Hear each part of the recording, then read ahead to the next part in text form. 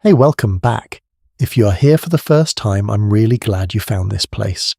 And if you have been here before, well, you already know what kind of night this is going to be. Pull your blanket up a little, get comfortable, because tonight we're going somewhere very strange, very old, and surprisingly close to home. Let me ask you something. Have you ever walked into an old house? Maybe a grandparent's house, maybe some creaky place you visited once on a road trip, and felt like the walls were keeping a secret, like there was something just slightly off, a door that led nowhere, a staircase that ended too soon, a wall that sounded hollow when you knocked on it. Most people laugh it off. Old houses settle, they say. It is just the pipes. But here is what those people do not know. In thousands of old homes across America and Europe, the walls really were keeping secrets. Behind the plaster and the wood panelling and the faded wallpaper there were rooms. Real rooms. Hidden rooms that people built with their own hands at great cost and great risk to protect something or someone they could not afford to lose. And the reason they built them, that is where the story gets truly fascinating. Because it was never just about hiding, it was about surviving. So if this kind of story is your thing, the kind that makes you feel both cozy and just a little bit haunted, I would love it if you hit that subscribe button and leave me a like on this video. Not because a little notification icon told you to, but because if you enjoy falling asleep to stories like this one, I will keep making them just for you. Drop a comment and tell me where you're watching this right now. In bed. On the couch at midnight. I genuinely love knowing. Now dim everything down, let the night get quiet, and let us begin.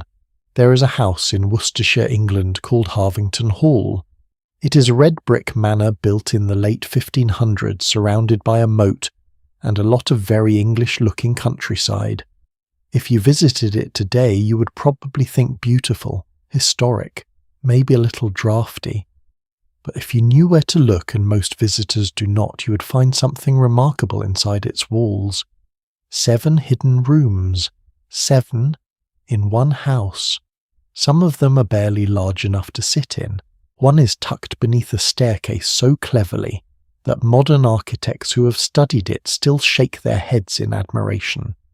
Another is hidden behind a false chimney. There is even a small room concealed inside a garderobe, which is the medieval word for a toilet.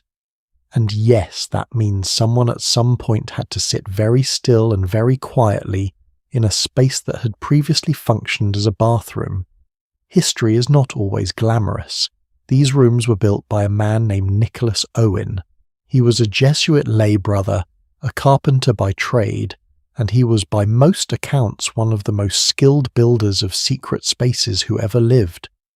He worked in England during the reign of Queen Elizabeth I, at a time when being a Catholic priest was not just illegal, it was punishable by death.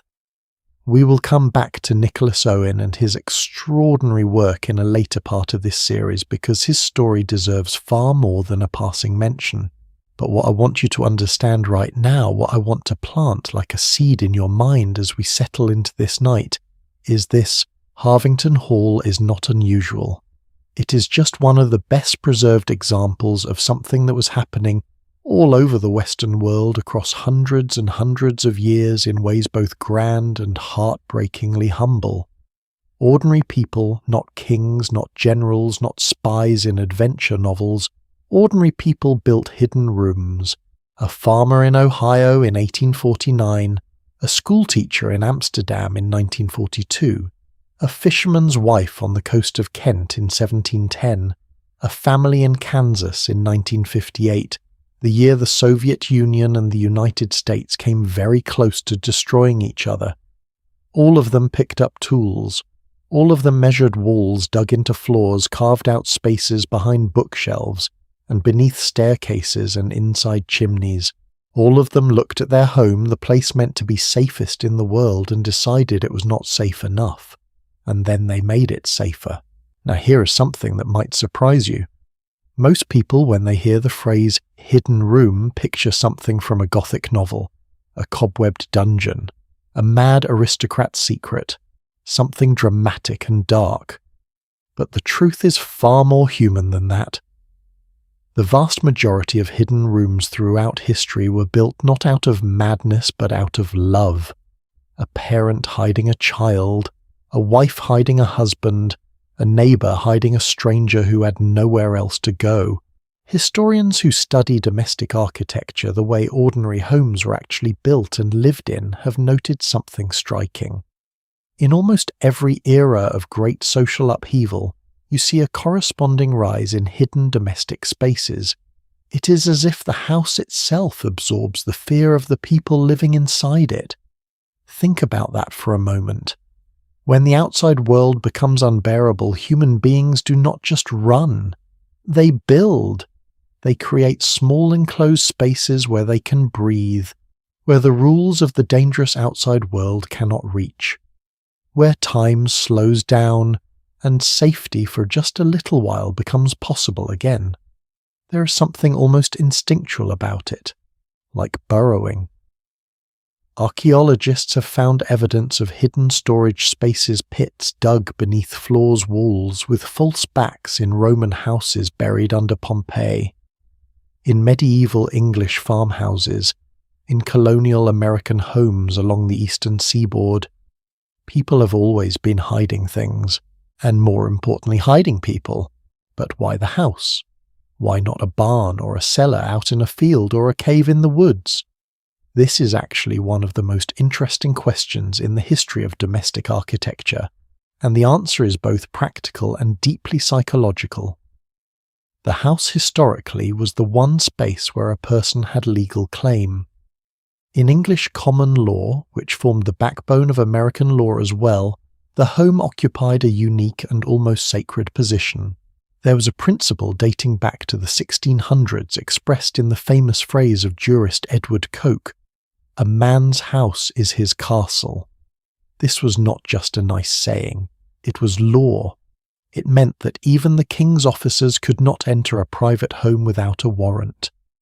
It meant that the threshold of a house represented a genuine legal boundary, a place where authority had to stop and knock before it could proceed.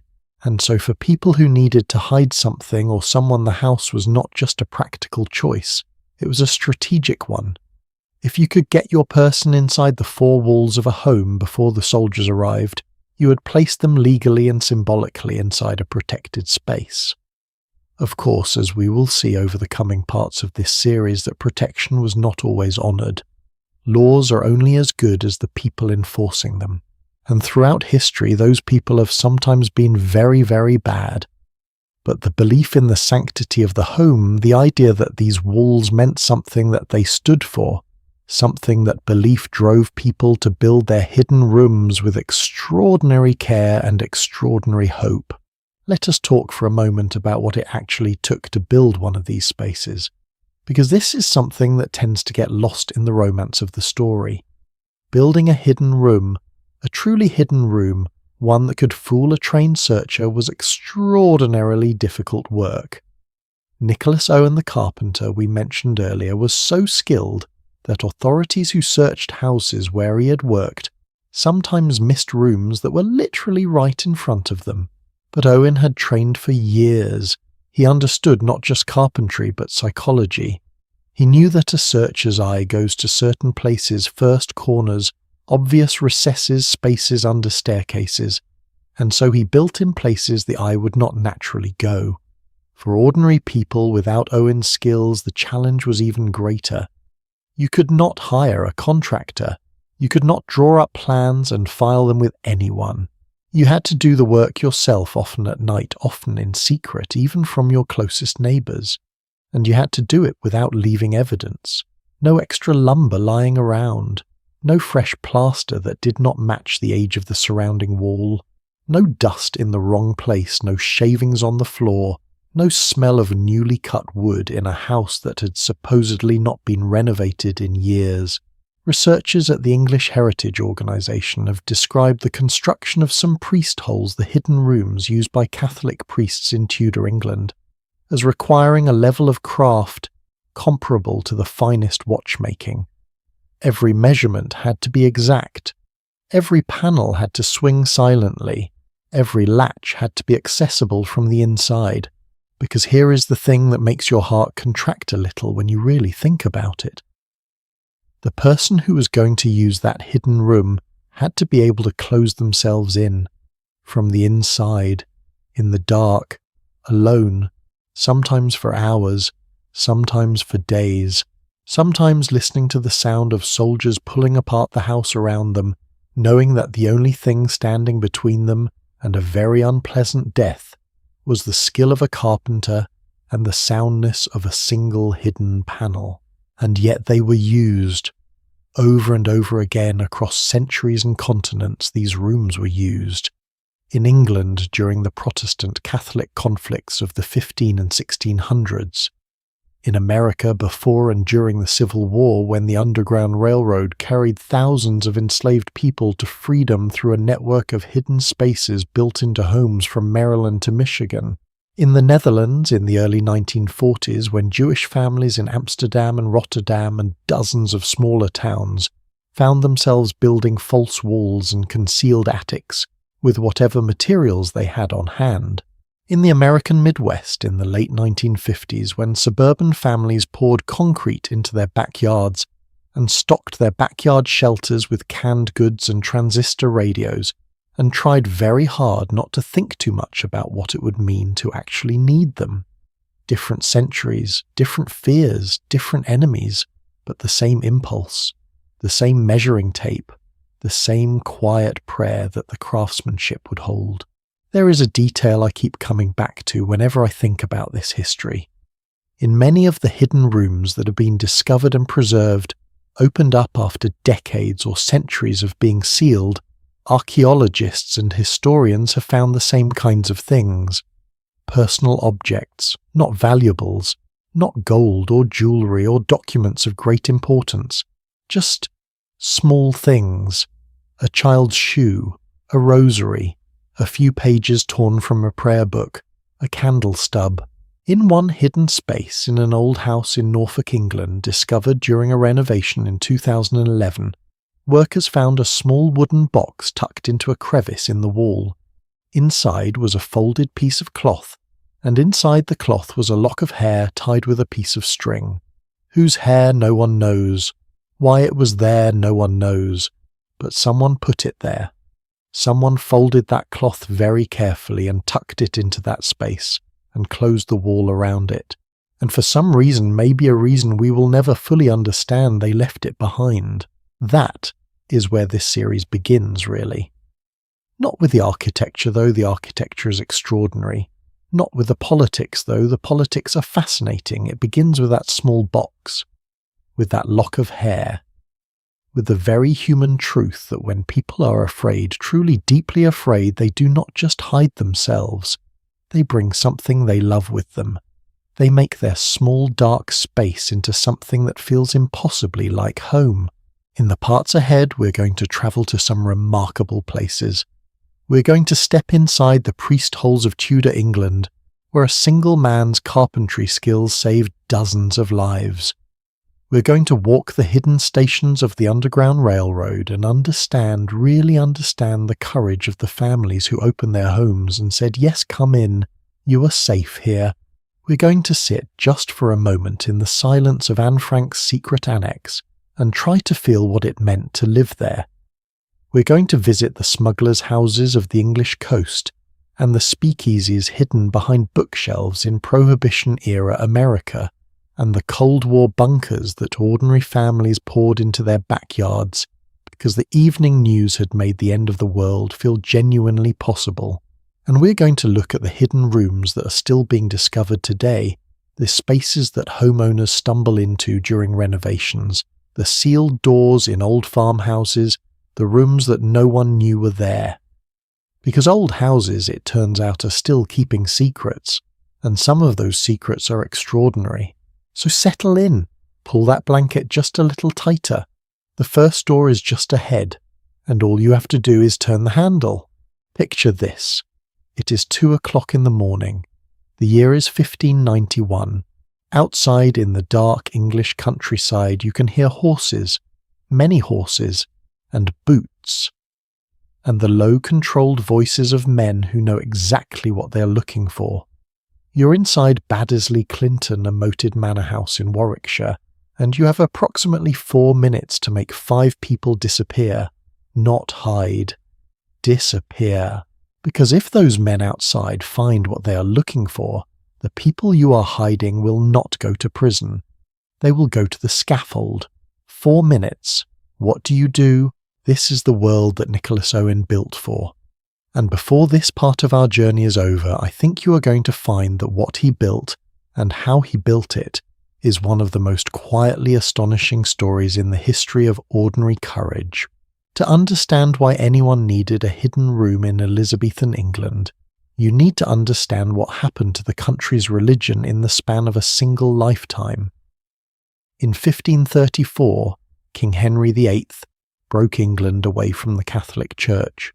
His reasons were personal. The Pope would not grant him a divorce, but the consequences were anything but. Within a generation, England had swung from Catholic to Protestant back to Catholic under Queen Mary, and then firmly Protestant again under Elizabeth I. And with each swing of that pendulum, the people on the losing side paid a devastating price. Under Elizabeth, who reigned from 1558 to 1600, and 3 Catholic priests faced a legal situation that can only be described as impossible. The Recusancy Acts made it illegal to practice Catholicism. The Act against Jesuits and seminary priests passed in 1585 went further. It made it a treasonable offence punishable by death for an ordained Catholic priest to even set foot on English soil, not to preach, not to say Mass, just to exist on English ground. Historians estimate that between 1535 and 1680, at least 300 Catholics were executed in England for religious reasons. 40 of them were canonised as saints by the Catholic Church in 1970. Their feast day is the 4th of May, and the men who helped them, who sheltered them, fed them, hid them, they faced the same fate. Into this world stepped Nicholas Owen. He was born around 1550, the son of a carpenter in Oxford. Small in stature, contemporaries described him as noticeably short, which, as we will see in a moment, turned out to be professionally useful.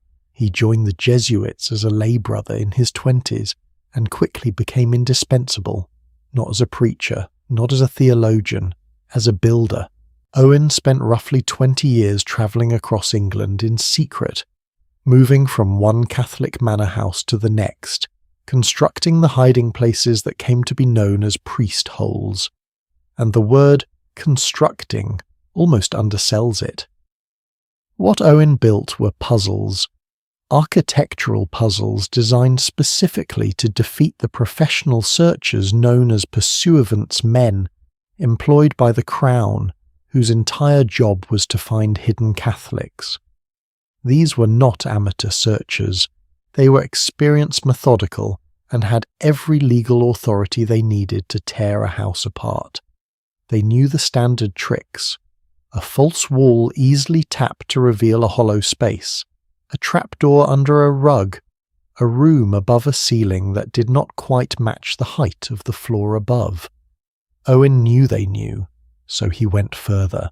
Let me tell you about some of his specific techniques because they are genuinely remarkable. At Hindlip Hall in Worcestershire, a house that has been called the most ingeniously constructed hiding place in England, Owen built 11 separate hiding spaces. 11 in a single house. Some were connected by concealed passages. One could only be accessed by removing a specific stone from a fireplace and crawling through a gap barely wide enough for a man's shoulders. Owen worked alone wherever possible. He understood that secrecy was a matter of mathematics. Every additional person who knew the location of a hiding space multiplied the risk of discovery. So he would arrive at a house, dismiss the servants under some pretext, and work through the night by candlelight. He built inside walls that were already thick enough to hide a cavity. He constructed false chimneys with real smoke channels, so they appeared functional from outside but concealed a room within.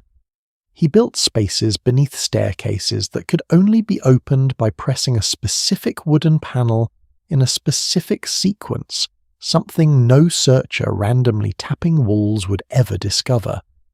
And because he was small, remember that detail he could work in spaces that would have defeated a larger man. He could squeeze into a half-finished cavity, measure it from the inside, and understand precisely what it would feel like to be hidden there.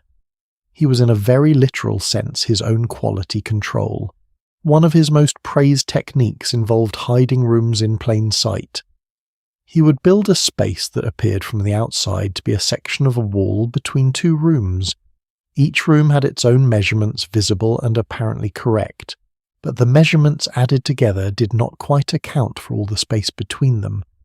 The missing inches, perhaps 2 feet of thickness, contained a person, or sometimes two. Now, and here is where I want to pause and ask you something. Have you ever been in a small enclosed space and felt your heart rate change? That particular kind of awareness that comes with tight spaces, imagine choosing to be in one, voluntarily, in the dark, with the sound of strangers methodically dismantling the house around you. The priests and lay people who used Owen's hiding places were sometimes concealed for extraordinary lengths of time. At Baddesley Clinton, the house we opened with the one with the horses arriving at 2 a.m, 5 priests hid in a concealed space beneath the house's drainage system for 4 hours while a search party went through every room. The space was partially flooded with water and waste. They crouched in it in silence in the dark for 4 hours, and they were discovered not. The pursuivants left, and the 5 men climbed out. That night is documented. It is recorded in a letter written by one of the priests, Father Henry Garnett, who described the experience with a kind of calm that is either deeply admirable or slightly unnerving, depending on your perspective. He wrote that the space was very cumbersome, noisome, and unfit for any man of weak constitution, which as understatements go deserves some kind of prize. Owen himself was eventually caught, not because of any failure in his craftsmanship, but through a combination of bad luck and betrayal. He was arrested in January of 1606 in the aftermath of the Gunpowder Plot, the famous conspiracy to blow up the Houses of Parliament that had sent the English government into a state of intense paranoid searching. Soldiers raided Hindlip Hall in Worcestershire and conducted an extraordinarily thorough search over 11 days. 11 days! They found 11 hiding spaces, but not Owen, not immediately. He and a companion named Ralph Ashley held out for 4 days inside one of Owen's own creations, a space so cleverly built that the searchers did not find it until the 2 men weakened and starving surrendered of their own accord. Owen was taken to the Tower of London. He was tortured repeatedly to make him reveal the locations of other hiding places and the names of the Catholics he had sheltered. He revealed nothing. He died in the Tower in March of 1606. The official account says he died of injuries sustained during torture. The English government, apparently embarrassed, claimed he'd killed himself. Almost no one believed them then. Almost no one believes them now. He was canonised in 1971 of the 40 martyrs of England and Wales. His feast day is the 2nd of December. But here is the thing about Nicholas Owen that I find most extraordinary. It is not the complexity of his craft, though. That is genuinely impressive. It is not the courage extraordinary, as it was of the men and women who used his hiding places. It is the number. Historians who have studied the priest holes of Elizabethan England estimate that Owen personally constructed somewhere between 100 and 120 hiding places across his 20-year career. 120. In an era without power tools, without prefabricated materials, without anyone to help him. And of those researchers believe the vast majority were never found. Never. They are in many cases still there, inside the walls of country houses across England, behind fireplaces in manor homes that have been family residences for 400 years.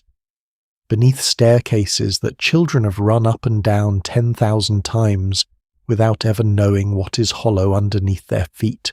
The National Trust, which manages many of England's historic properties, has documented at least a dozen significant priest holes that are currently preserved and accessible to visitors.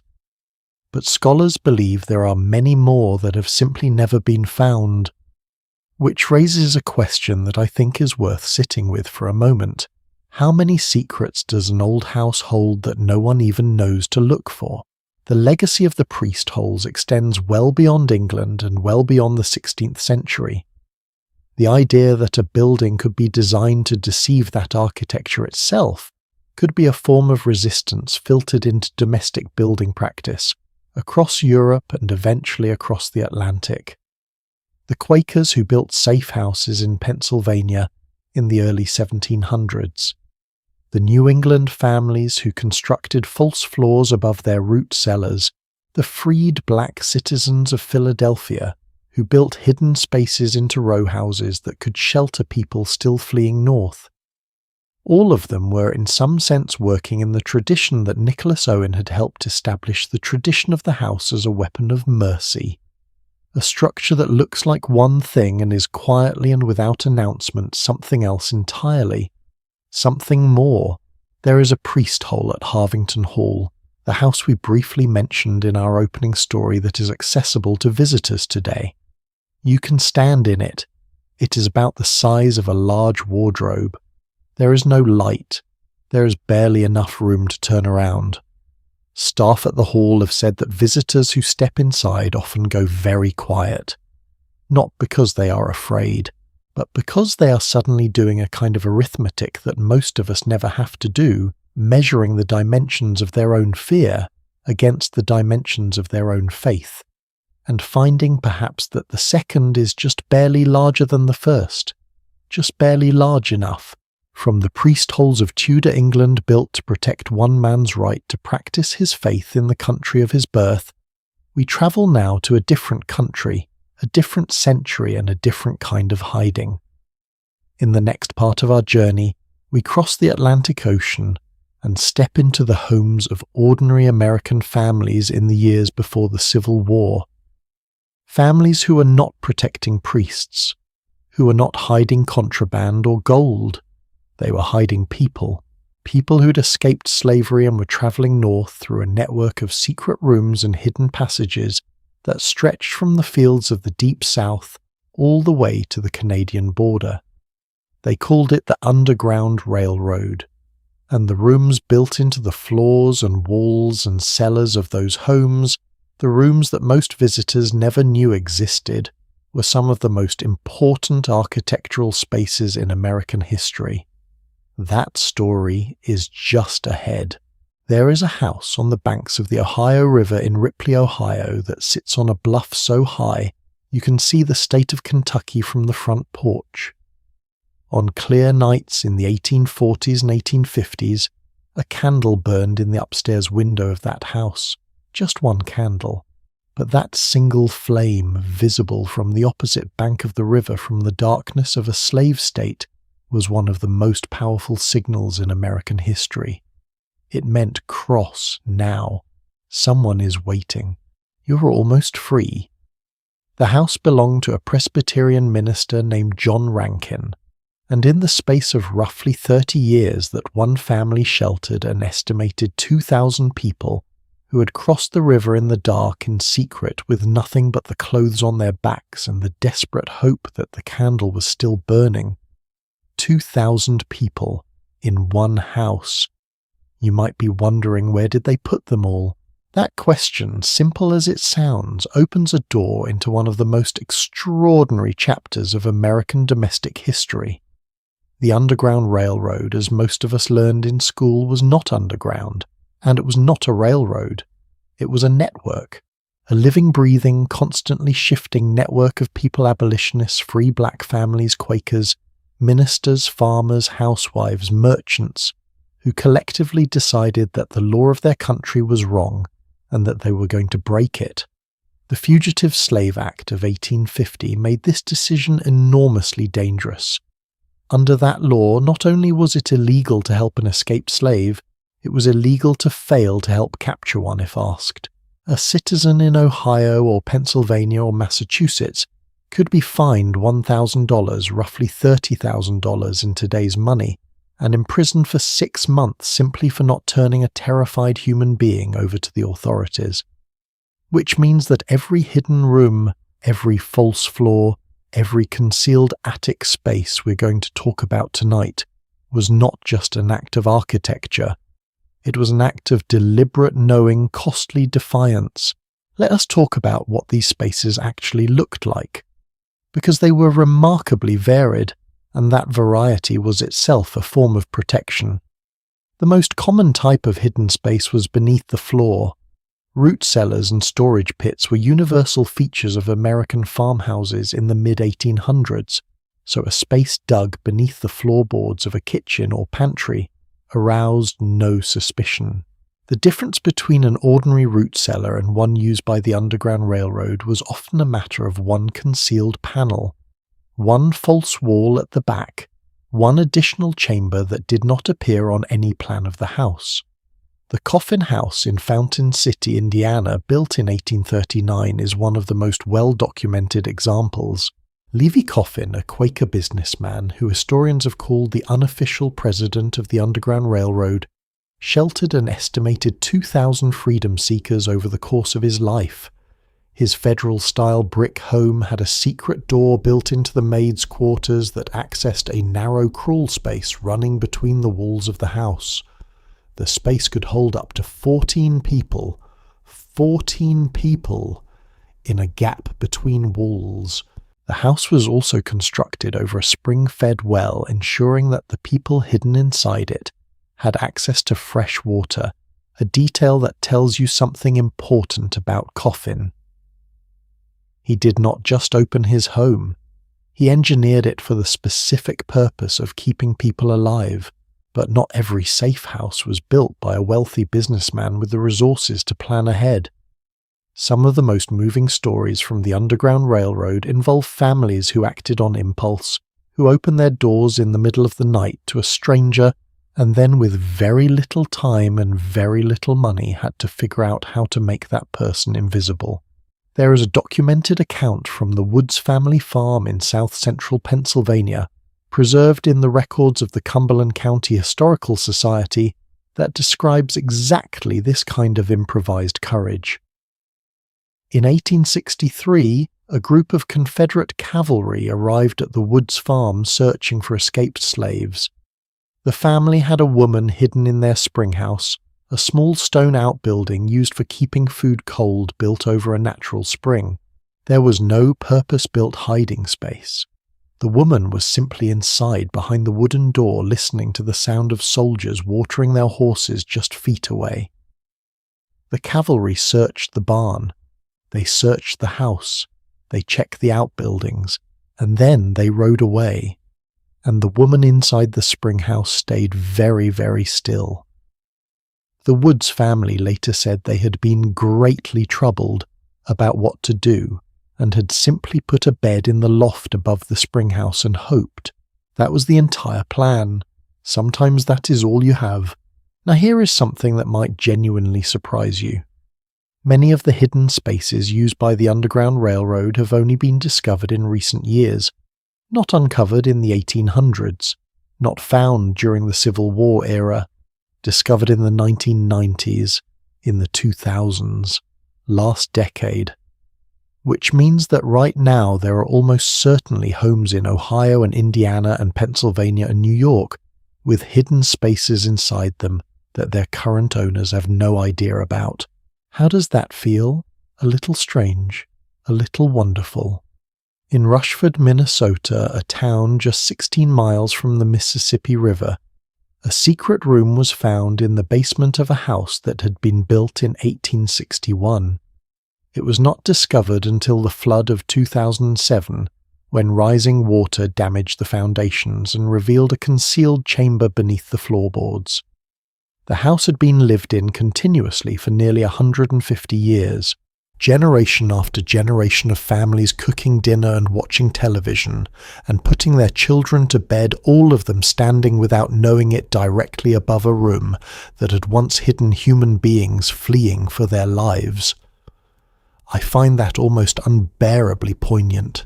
In Manhattan, not a place most people associate with the Underground Railroad, but in fact a city with a significant abolitionist community in the 1830s and 40s, a discovery was made at the Merchant's House Museum that architectural historian Patrick Ciccone described as having, and I am paraphrasing carefully here, a significance that could barely be calculated. The Merchant's House, built in 1832 on East 4th Street, is one of the best preserved Federal-style townhouses in New York City. For decades, visitors toured it as a window into the domestic life of a wealthy 19th century family. Everything in it, the furniture, the wallpaper, the kitchen equipment, was original. But after 2 years of research, historians discovered something that changed the entire story of the house. On the second floor there was a built-in dresser, white painted with 2 doors on top and rows of drawers below. Perfectly ordinary looking. The kind of piece of furniture you would walk past without a second glance.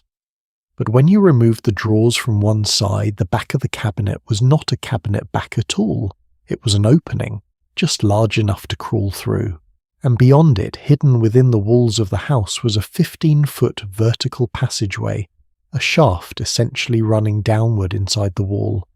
It is the first confirmed Underground Railroad site discovered in Manhattan in over a century. The family who owned the house after it was built, the Treadwells, a wealthy merchant family, may not even have known it was there. It was built by the original owner, a man named Joseph Brewster, who scholars have since confirmed held strong abolitionist views. He built the secret into the house, and then he sold the house, and the secret stayed there behind the white-painted dresser for nearly 200 years. I want to pause here and ask you something. If you lived in that house, if you had walked past that dresser every day for years, would you ever have thought to pull out all the drawers? Most of us would not. And that, of course, was exactly the point. The brilliance of the best Underground Railroad hiding spaces was not that they were hidden in unusual or unexpected places. It was that they were hidden in the most ordinary places possible. The furniture that is too unremarkable to examine, the floor that looks exactly like every other floor, the wall that is just a wall. Harriet Tubman, who personally led an estimated 13 rescue missions and helped around 70 people escape slavery, and who is possibly the most famous conductor in Underground Railroad history, was once asked how she managed to move so many people through so many dangerous situations without ever being caught. Her answer has been quoted many times, but it is worth hearing again in the context of these hidden rooms. She said that she never ran her train off the track, and she never lost a passenger. The rooms helped. The ingenuity of the people who built them helped. The network of coded signals quilts hung in windows, certain songs sung in a specific key, a candle in an upstairs window overlooking a river, all of it helped. But what kept those rooms and those passages and those hidden cellars functioning decade after decade was something that cannot be measured in lumber or plaster or brickwork. It was the decision made over and over again by ordinary people in ordinary houses to look at a stranger standing at their door in the middle of the night, cold, terrified, asking for help, and say yes. Come in. You're safe here. The legal risk those families took is worth understanding clearly.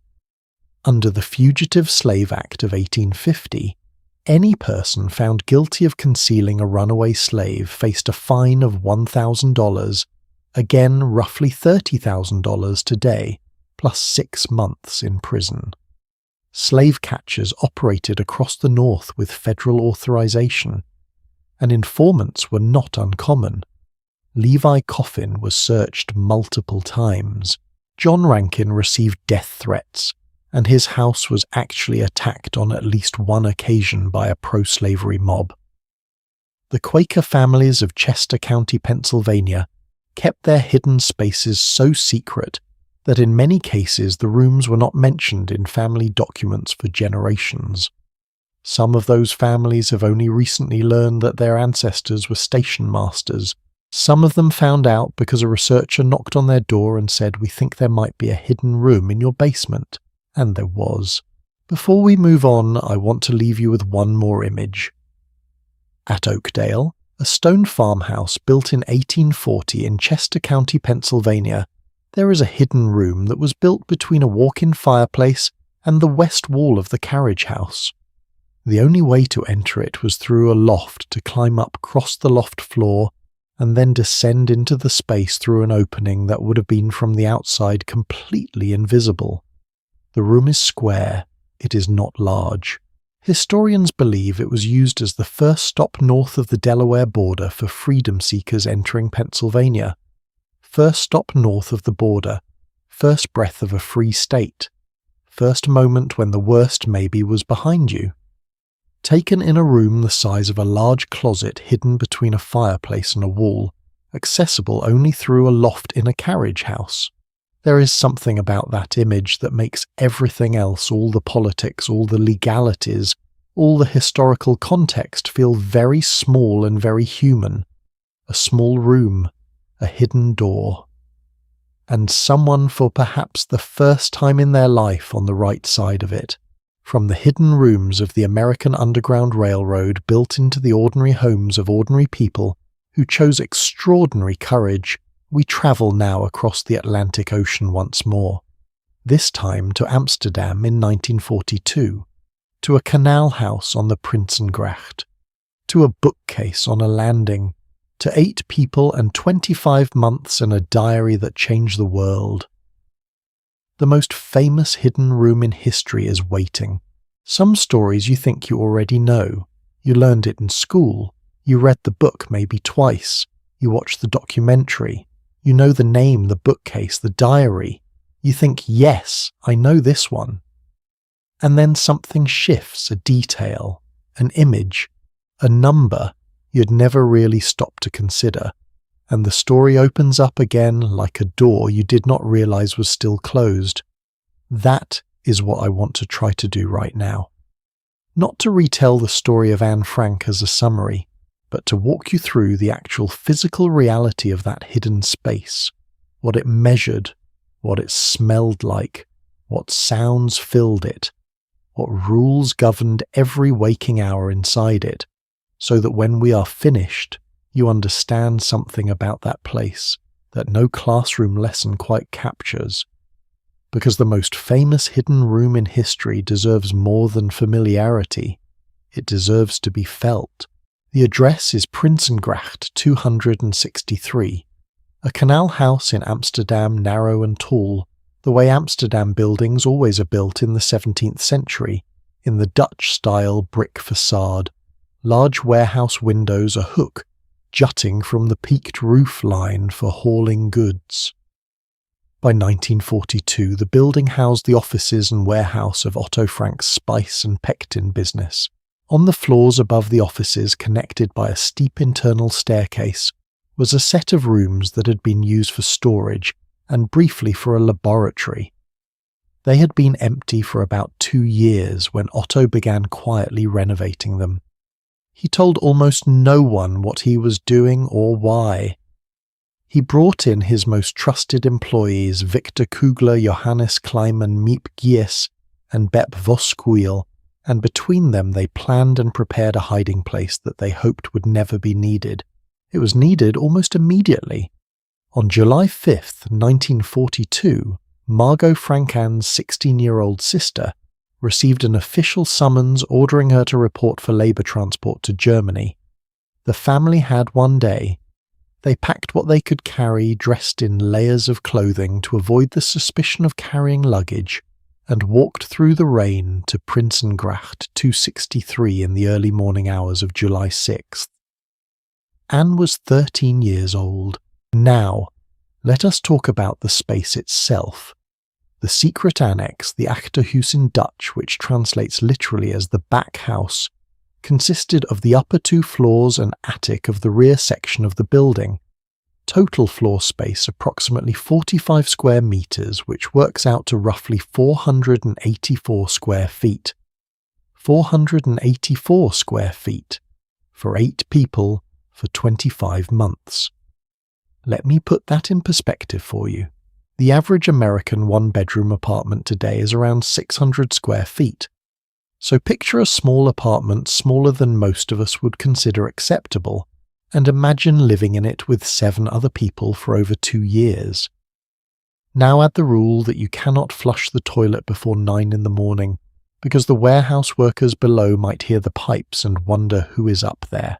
Add the rule that from 8:30 until 9 every weekday morning, that dangerous half hour when the warehouse staff arrive, but the trusted office helpers have not yet gotten in, you cannot make a single sound. No walking, no water, no toilet, nothing.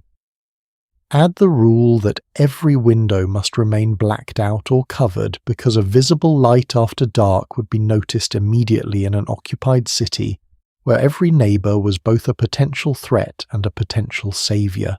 Add the weight of knowing that if you are discovered, the people who helped you hide the people bringing you food and news, and the BBC radio broadcast you listen to every day at 1 in the afternoon will be arrested alongside you. Now live there for 761 days. That is what Anne Frank did. One of the details that has stayed with me since I first really sat with this history is the pencil marks on the wall. In the room shared by Otto and Edith Frank, a space just over 15 square meters, the family kept a record on one wall of their daughter's heights. Pencil marks, a name, a date, a line, Margot on one side, Anne on the other. They were still growing. Even in hiding in the dark, in the fear, they were still growing. And someone, Otto probably, because it feels like something a father would do, kept marking it. Kept measuring, kept saying with a pencil line on a wall, "You're here, you're alive, you're bigger than you were." I find it almost impossible to look at a photograph of those marks without feeling something rearrange itself quietly in my chest. The bookcase. Let us spend a moment with the bookcase because it is so iconic that we risk no longer actually seeing it. Johann Voskuil, Bep's father, the warehouse manager, built it in August of 1942, about a month after the Frank family went into hiding. It was installed because Victor Kugler, one of the helpers, had grown worried about searches. The German occupation forces were requisitioning bicycles from Dutch citizens at the time, and searches of office buildings were not uncommon. The bookcase itself was not particularly remarkable to look at. That was the entire point.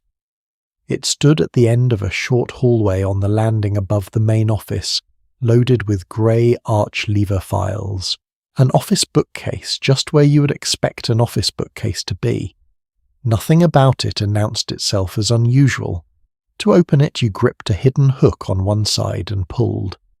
The whole unit swung outward on a pivot. Behind it was a low door, low enough that everyone who used it eventually accumulated, as Anne noted, with a kind of dry amusement in her diary, fresh bruises on their foreheads from forgetting to duck. This is the part I want to linger on. The bookcase was not foolproof.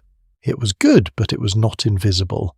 At least once a group of intruders, burglars, apparently not police, entered the building at night and rattled the bookcase. Anne described that night in her diary, lights out, everyone upstairs, absolute silence, hearts hammering, and then the sound of someone on the other side of that wooden barrier testing it, pushing it slightly, and then footsteps retreating, and then silence. Anne's description of that night is extraordinarily controlled. She wrote that the moment the bookcase rattled was indescribable, that there were several sets of teeth chattering in the dark, that no one said a word. They were saved not by any sophisticated mechanism, but by the ordinariness of the bookcase, because it looked exactly like what it was supposed to look like, a piece of office furniture in a building full of office furniture. Sometimes the most powerful disguise is the one that asks nothing more of you than to look completely, utterly boring. What did daily life inside actually feel like? I think this is the question that gets lost most easily when we talk about this history. We know the large story 8 people, 25 months discovered in August of 1944. Most of them did not survive, but the texture of those days, that is what Anne's diary gives us in its particular irreplaceable way. The alarm went off every weekday morning at 6:45. Herman van Pels would put the kettle on. Fritz Pfeffer, the dentist who shared the smallest room with Anne, would go to the bathroom first, a fact that Anne found deeply irritating and documented with remarkable comic precision. She wrote that watching Pfeffer pray for 15 minutes in the bathroom was one of her regular ordeals. 8 people, 1 bathroom, every morning. At 12:30, the warehouse workers went home for lunch, and for about 45 minutes the world relaxed fractionally. The helpers came upstairs. Jan Smeep's husband sometimes joined them. They listened to the BBC World Service at 1 in the afternoon. Queen Wilhelmina of the Netherlands broadcast messages of support from exile in England, and the people in the annex listened to her voice on the radio and felt for a few minutes slightly less alone in the world. At 5:30 the warehouse workers left for the day, and then finally the 8 people hidden above them could exhale. They could walk normally, flush the toilet freely, cook a real dinner. Otto Frank typed business letters on the typewriter in the office. Peter van Pels fetched the bread that had been left for them downstairs. Margot and Anne did clerical work. The Van Pels parents cooked. It sounds, reading it carefully, almost like a household. A strange, frightened, compressed household, but a household nonetheless. People argued about the food. Anne chafed against her mother's expectations. Peter van Pels retreated to his tiny attic room with his cat Mooshie. Anne climbed to the attic window, the one window where she could actually look outside without being seen, and wrote about the chestnut tree in the courtyard. She wrote on February 17th, 1944, "As long as this still exists, I cannot be sad." She was 14 years old when she wrote that sentence. Here is the thing about Anne Frank's diary that I think matters most, and that gets underemphasized in every retelling I have encountered. Anne did not write a diary. She wrote a book. In March of 1944, she heard a Dutch government broadcast on Radio Oranje calling on citizens to preserve their wartime diaries and letters for historical documentation after the war. Anne heard that broadcast and immediately began revising her existing diary entries, editing them, expanding them, giving them titles and structure. She was planning to publish. She was 13, 14, 15 years old, hiding in a back annex above a spice warehouse, and she was thinking about her future readers. She gave her diary a name, Het Achterhuis, the back house, the name of the very space she was imprisoned in. She rewrote and revised until August 4th, 1944.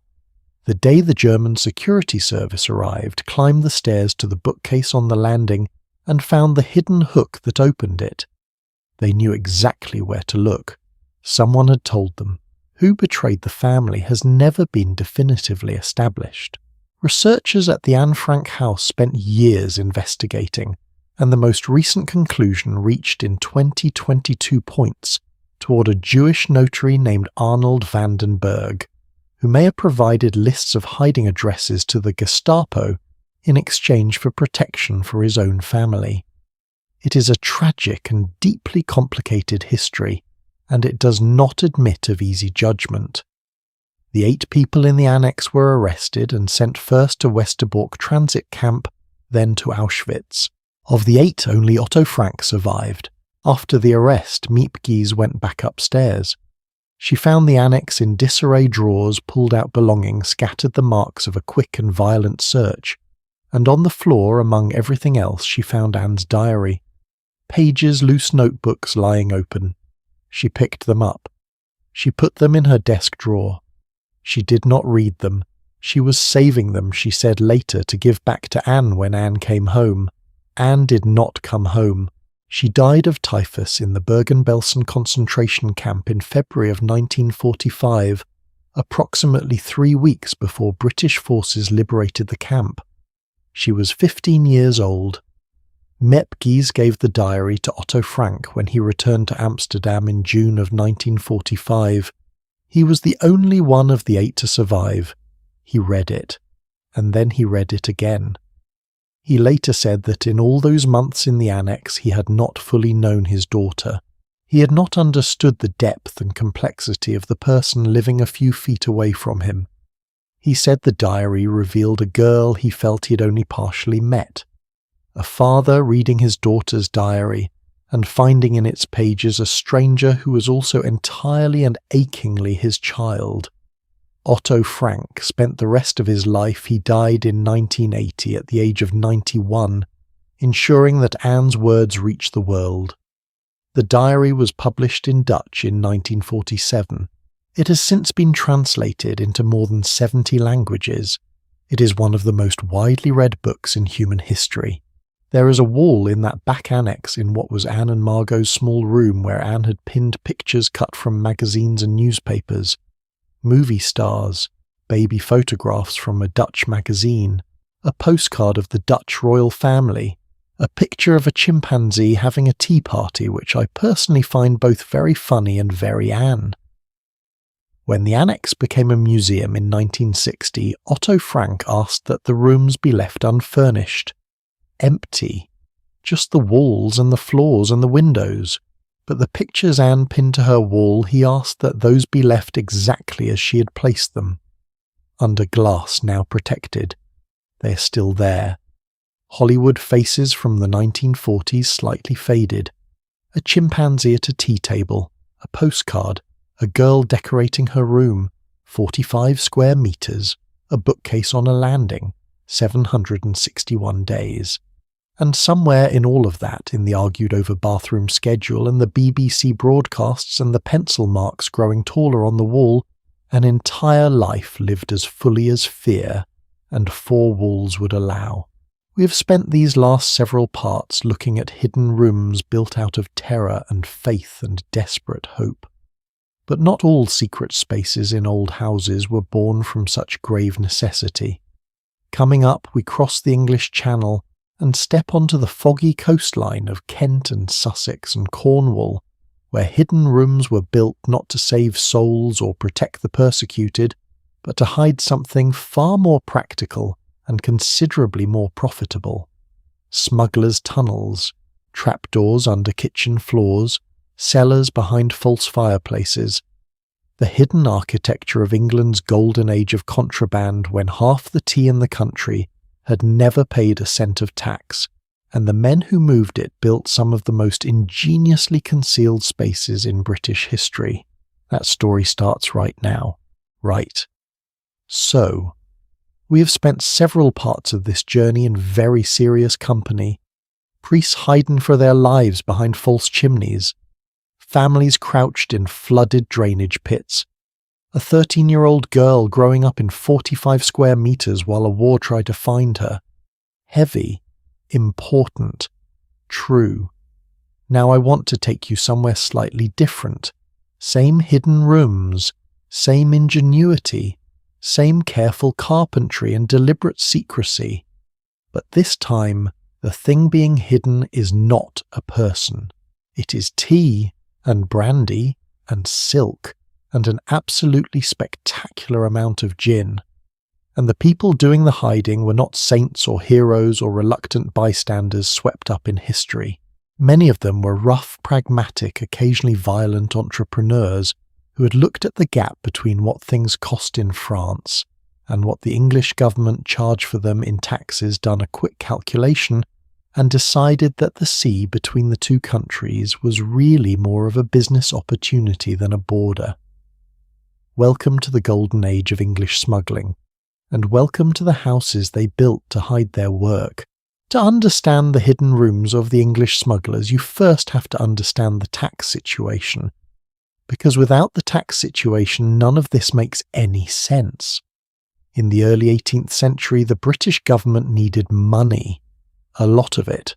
The War of the Spanish Succession had been extraordinarily expensive, and Parliament's solution, as it so often is, was to tax things, specifically to tax imports, specifically to tax tea. By the 1740s, the duty on tea had climbed to over 100% of its original cost. 100%. You paid more in tax than the tea itself was worth. And since tea had by this point become something close to a national obsession, not just an aristocratic indulgence, but a daily necessity for working people across England, the effect was predictable. The demand for cheaper tea did not go away. The tea just stopped going through customs.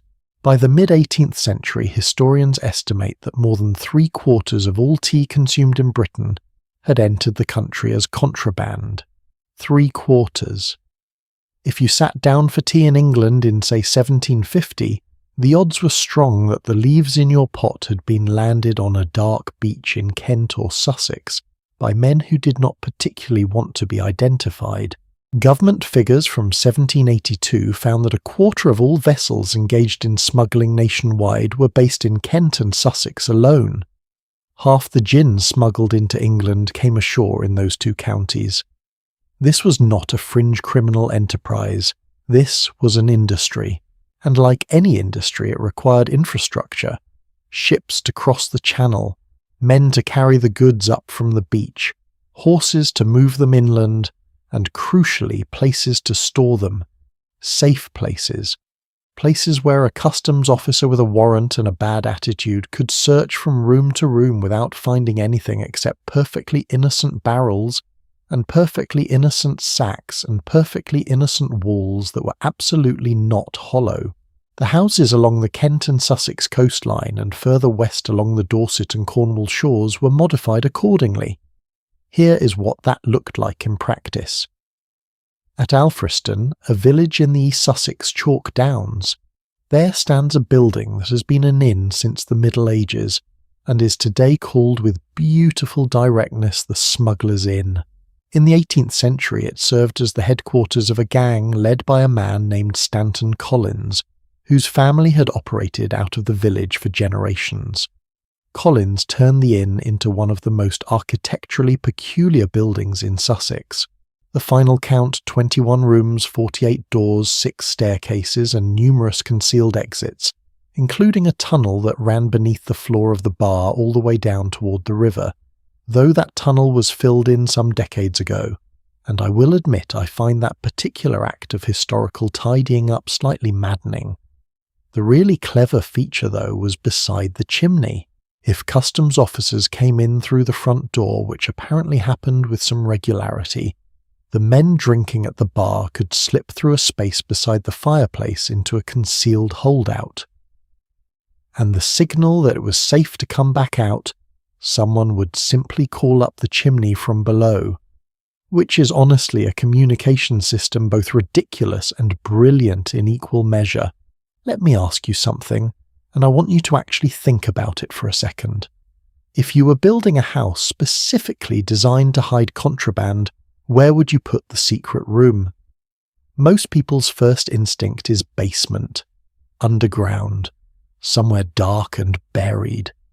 And yes, the English smugglers used cellars extensively, but the really sophisticated hiding places were different, because customs officers expected cellars.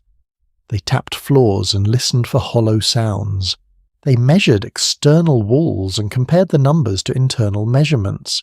They'd been doing this for decades and they knew the obvious tricks. So the better smugglers went somewhere unexpected, inside chimneys.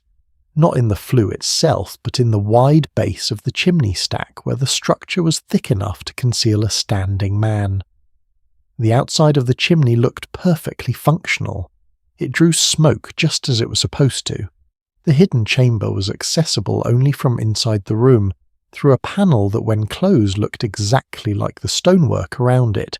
Inside walls.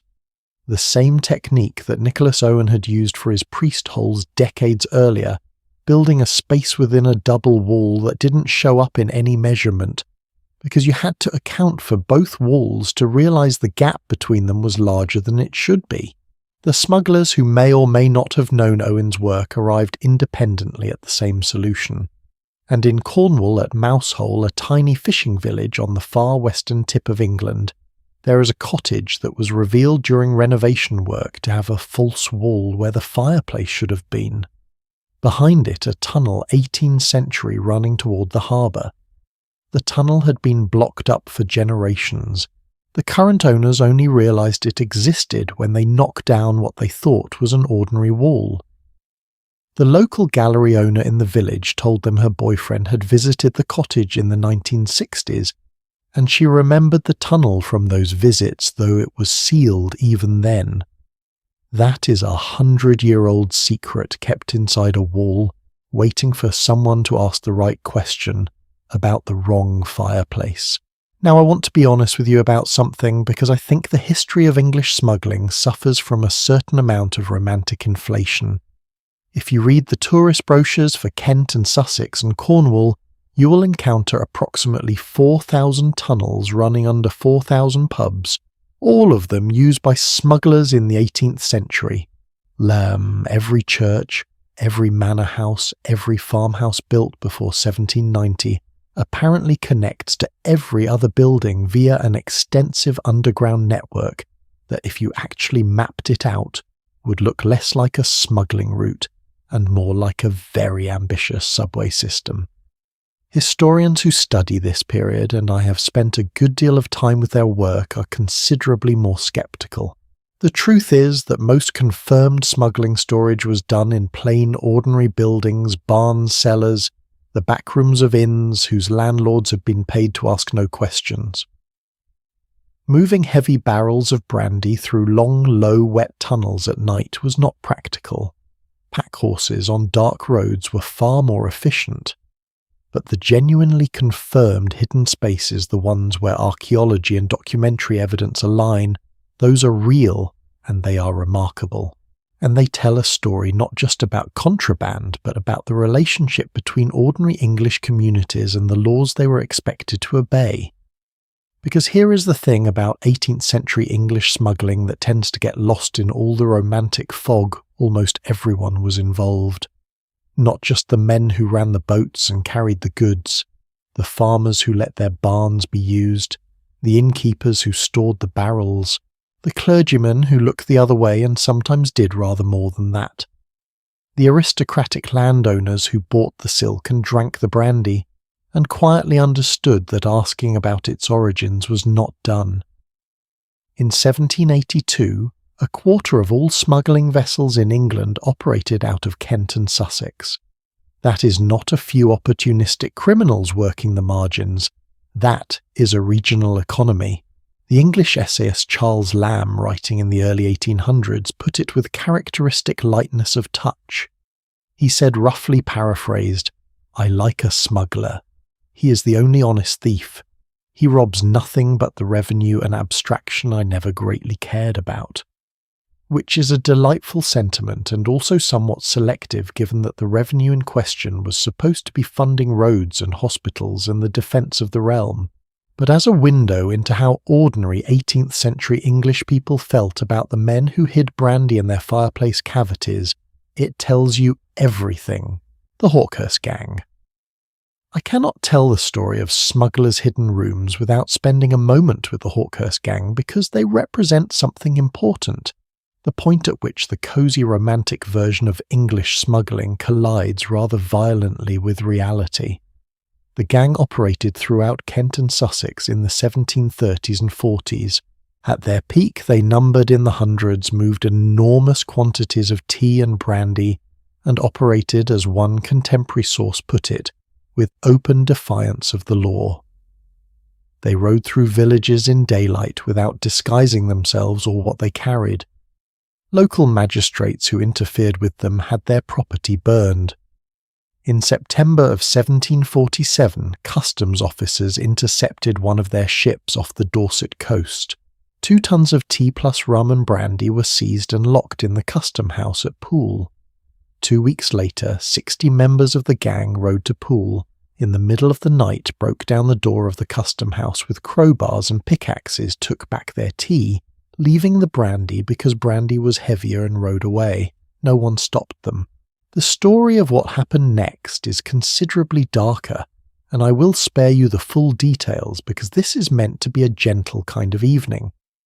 But the gang's downfall came in the months that followed that raid, when their treatment of a customs officer and his witness became so savage that even a public that had been broadly tolerant of smuggling as a trade turned against them. By 1749, at least 75 members of the gang had been hanged or transported. 14 of their bodies were hung in iron cages as a public warning, a punishment called gibbeting, usually reserved for murderers. The Smugglers' Stone on Broyle Road in Chichester, erected in 1749, still stands. It marks the place of execution of 6 gang members. What remains of the hidden rooms themselves is worth dwelling on for a moment. The great irony of the smugglers' architectural legacy is that the most famous hidden rooms in their territory, the tunnels and false walls and hidden cellars of coastal Kent and Sussex, are the least verifiable. The well-documented smuggling operations mostly did not need tunnels. The tunnels that get attributed to smugglers were in many cases drainage channels, chalk mines, or medieval undercrofts that acquired romantic histories after the fact. But then there is Pegwell Bay in Kent. In the cliffs above the beach, there is a small opening about 8 feet above the waterline. It leads into 500 feet of low artificial tunnel. When a man named Frank Illingworth explored it in 1938, he found deep in the passage an old pistol and 3 buttons from an exciseman's tunic. 3 buttons from the uniform of the very man who was supposed to be stopping the smugglers. What happened to the exciseman who lost them, nobody knows. Whether those buttons were lost in a struggle left behind after an inspection, or represent something considerably more final, nobody knows. The tunnel is still there, being eaten slowly by the eroding cliffs, a little shorter every decade. The Commutation Act of 1784, passed by Prime Minister William Pitt, the younger, reduced the duty on tea from 119% to 12.5%. Almost overnight, the economic logic of smuggling collapsed. Tea became affordable through legal channels. The gangs lost their market, which means that the golden age of English smuggling, the false fireplaces and the tunnels under pub floors and the chimney cavities big enough to hold a man, was ended not by law enforcement, not by better policing, not by executing enough gang members. It was ended by a tax cut. I find that almost unbearably funny. All that architecture, all that ingenuity, all those hollow walls and hidden cellars and trapdoors under kitchen floors made obsolete in a single act of Parliament by a politician who simply decided the duty was too high. The brandy went on being drunk. The tea went on being consumed. The people who'd been hiding it were simply no longer needed, and the hidden rooms stayed exactly where they were, silent and dark and patient, waiting for someone to tap the wrong wall during a renovation 200 years later. From the pragmatic secrecy of England's coastal smugglers, who built hidden rooms for profit rather than principle, we're about to take a very different kind of turn. Because not all hidden rooms in history were born out of fear or faith or greed. Some were built purely out of eccentricity, out of wealth that had no particular place to go, out of the peculiar conviction that a garden is not really finished until it contains a hired hermit and a carefully disguised cave. The English aristocracy of the 18th century built secret spaces for reasons that had nothing to do with survival. And honestly, their reasons might be the strangest ones we've encountered yet. That story is next. Every story we've told so far in this series has been at its core a story about necessity. The priest who needed to disappear before the soldiers counted the rooms, the family who needed a wall between themselves and the world, the freedom seeker who needed somewhere to breathe invisible until nightfall made travel safe again. Even the smugglers, pragmatic, profitable, slightly terrifying, were hiding things, because hiding them made economic sense. But what happens when you remove necessity from the equation entirely? What happens when a person has so much money, so much land and so much time that the question, why would anyone build a hidden room, gets replaced by a different question entirely. Why wouldn't you? Welcome to the English aristocracy of the 18th and 19th centuries, where hidden rooms were not a matter of survival or profit or faith. They were a matter of taste. To understand what the English gentry were doing with their gardens in the 1700s, you need to understand one word: melancholy. Not melancholy as we understand it today, a clinical term, a symptom, something to be treated. In the 18th century, among the wealthy and educated classes of England, melancholy was fashionable, desirable, a mark of intellectual depth and emotional refinement. To feel a pleasingly vague sadness while gazing at a crumbling ruin or a mossy stone in a quiet corner of your grounds was not a cause for concern. It was practically a hobby. And the best landscape gardeners of the era understood this perfectly. Lancelot Capability Brown, the most famous garden designer in English history, spent his career reshaping aristocratic estates across England, creating artificial lakes and serpentine paths, and artfully placed clumps of trees designed to look wild and ancient and slightly melancholy, even when they had been planted last Tuesday. The formal French garden, geometric, controlled, rationally arranged, was out. The ruined abbey glimpsed through the mist at the end of a carefully designed path that was in. And if a ruined abbey was good, a ruined abbey with a person in it was even better. Here is where this history takes a turn that I genuinely love because it is so specific and so strange and so perfectly English. By around 1750, according to art historian Edward Harwood of Bates College in Maine, if you built only one structure in your garden, it would have been a hermitage, not a fountain, not a classical temple. A hermitage, a small, deliberately rustic dwelling constructed to look ancient and weathered, located in some secluded corner of the grounds where the moss was particularly picturesque. Some hermitages were simple stone structures, others were built from twisted tree roots and branches artfully arranged to look as though nature itself had assembled them. At Painshill Park in Surrey the Honourable, Charles Hamilton built a hermitage that was described as partly underground, with walls made from tree roots and logs, and a roof of heather thatch. It looked, in the words of contemporaries, like it had grown there. But a hermitage with nobody in it was the English gentry eventually decided a wasted opportunity. The logical next step, and I want you to appreciate how calmly and practically this was treated at the time as though it was simply a sensible domestic arrangement, was to put a person in it. A real person. A live one. To live there.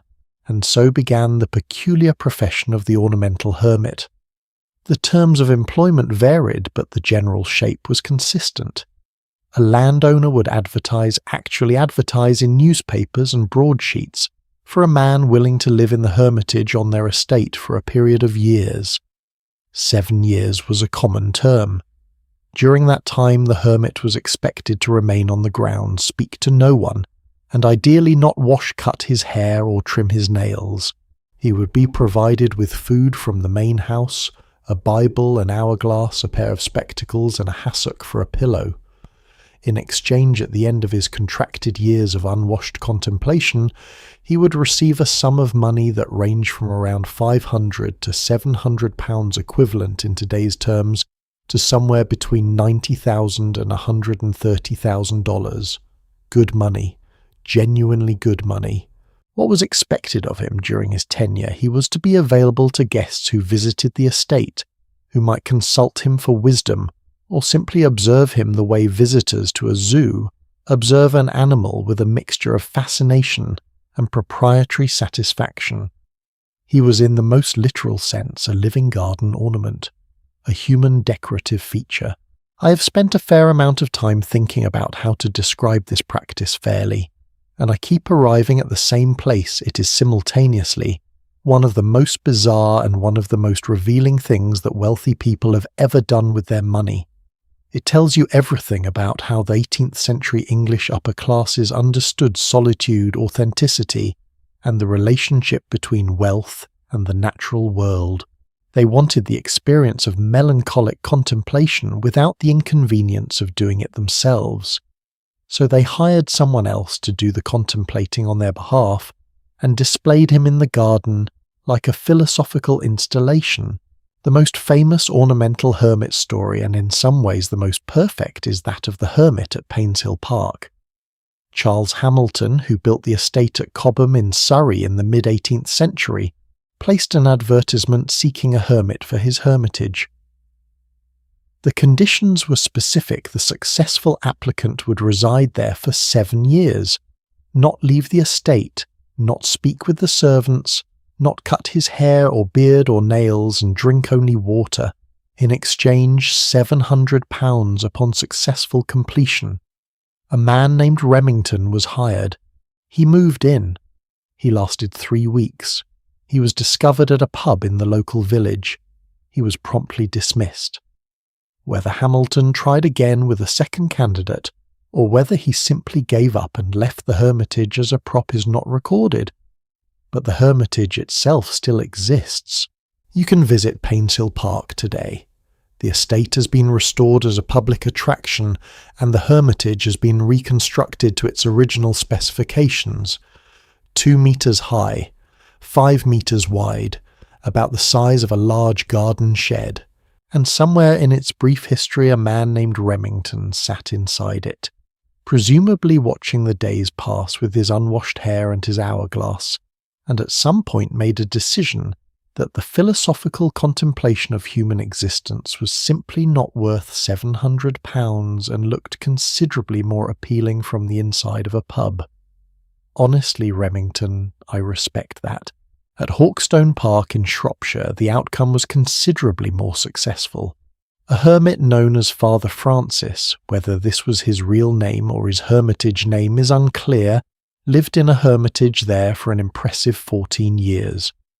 The structure was more elaborate than most stone walls, a heather-thatched roof, a stable door, and inside a table strewn with symbolic objects. A skull, an hourglass, a globe, the standard props of contemplative wisdom. Father Francis was so popular an attraction that the Hill family who owned the estate were obliged to build their own inn, the Hawkstone Arms, specifically to accommodate the visitors who came to see him. Think about that. An actual pub built to handle the tourist overflow from a man sitting quietly in a garden shed. After Father Francis died, the record is unclear about when precisely, but he served his 14 years and presumably beyond the estate replaced him with a mannequin. According to one 18th century visitor, the mechanical replacement was not quite up to the standard of the original "the face is natural enough."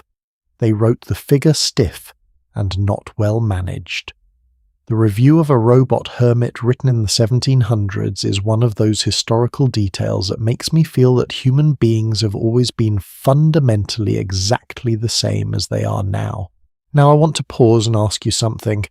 We've been talking about the hermits who are hired to inhabit these spaces, but what about the spaces themselves, the follies, the fake ruins, the hidden grottos and underground chambers? Because here is the thing that tends to get overlooked in the romantic history of English garden eccentricity. Those spaces were real. They were built by real craftsmen with real materials. Many of them survive, and some of them are significantly more elaborate than a moss-covered shed in a Surrey garden. Queen Caroline of Ansbach, wife of King George II, had a hermitage built for her at Richmond Park in the 1730s. The structure was octagonal, made of stone and filled with busts of famous thinkers and scientists, Isaac Newton, Robert Boyle, John Locke and others. Contemporary observers described it as looking like a heap of stones thrown into a very artful disorder, curiously embellished with moss and shrubs. No hermit lived in it. It was a meditation space, a place to think physically separated from the main house and deliberately designed to feel like somewhere else entirely, somewhere older, somewhere quieter, somewhere where the ordinary pressures of court life protocol and the exhausting business of being royal could not quite follow, which is, when you think about it, not so different from the impulse that drove the priests into their hidden chambers or the families into their concealed cellars, the desire for a space that the normal world could not reach. The difference is that Queen Caroline was not hiding from soldiers or bounty hunters.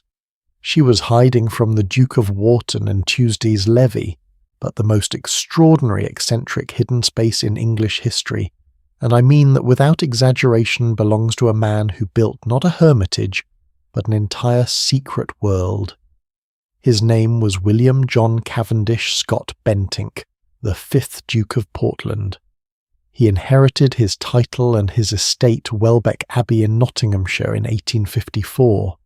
He was the great-grandson of a prime minister. He was wealthy beyond ordinary comprehension, and he had by most accounts a profound and debilitating terror of being seen.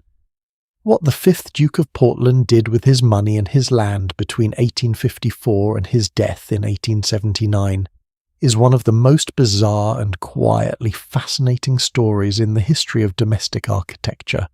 He built a second home beneath the first one. The numbers are almost comedic in their excess. Under the grounds of Welbeck Abbey, the Duke commissioned a network of underground tunnels stretching in total to approximately 10 kilometres in length. 10 kilometres. That is roughly 6 miles of tunnel dug by hand over decades running beneath the parkland and gardens of a Nottinghamshire estate. The main tunnel, Tunnel Number 1, was approximately 500 metres long and wide enough for 2 horse-drawn carriages to pass each other without stopping. It was lit by gas lamps installed along the ceiling. It connected the abbey to the South Lodge where the Duke's carriage was kept. There was a second tunnel, the Plant Corridor, 910 metres long, running between the main house and the riding house, wide enough for several people to walk side by side. Running parallel to it was a narrower tunnel built specifically for the servants, so that they could go about their work without ever needing to cross the Duke's path. Below ground, the Duke had constructed an underground ballroom 7,000 square feet in area, and lit during the day by 8-sided glass domes set flush with the ground above. Also underground a suite of library rooms measuring 250 feet in length, a rose corridor, kitchens, hot houses, and rails like a domestic railway along which wagons carried food and crockery from one part of the underground complex to another. Prime Minister William Gladstone, after visiting, reportedly described one of the Duke's underground roadways as one of the wonders of the world. Why did he build it? He left no written explanation. His biographers have offered theories ranging from severe social anxiety to an early heartbreak that caused him to withdraw from human company entirely. The archive at the University of Nottingham contains letters in which he refers to the underground space as his shelter and the only safe place. Above ground, the story was equally strange. In the final years of his life, he lived in a small suite of 5 rooms in the west wing of the abbey. He communicated with his servants exclusively through folded notes passed through 2 letterboxes built into his bedroom door, so that even his most intimate domestic interactions required no face-to-face contact. On the rare occasions he left the house to walk in his own grounds, he did so only at night. A servant walked 30 metres ahead of him, carrying a lantern. The Duke wore 2 large overcoats, a 2-foot-high top hat, a double ruff around his neck, and carried an umbrella regardless of the weather. He employed thousands of workers, masons, bricklayers, joiners, who apparently found him a fair and decent employer. He paid good wages. He gave donkeys and umbrellas to his labourers as gifts. The tunnel network itself created significant employment in the region for decades. It is one of the stranger paradoxes of the man who was in his own way profoundly generous. He simply could not bear to be seen. When he died in 1879, his heir found the abbey in extraordinary condition. Every room above ground was painted pink. Every room was completely empty of furniture, and almost every room contained in the corner a toilet installed, it seems, because the Duke found it intolerable to walk down a corridor for such purposes. His heir wrote in his memoirs that what he found was less a house than a collection of pink empty rooms connected to an underground city. Here is the observation I keep returning to about this history.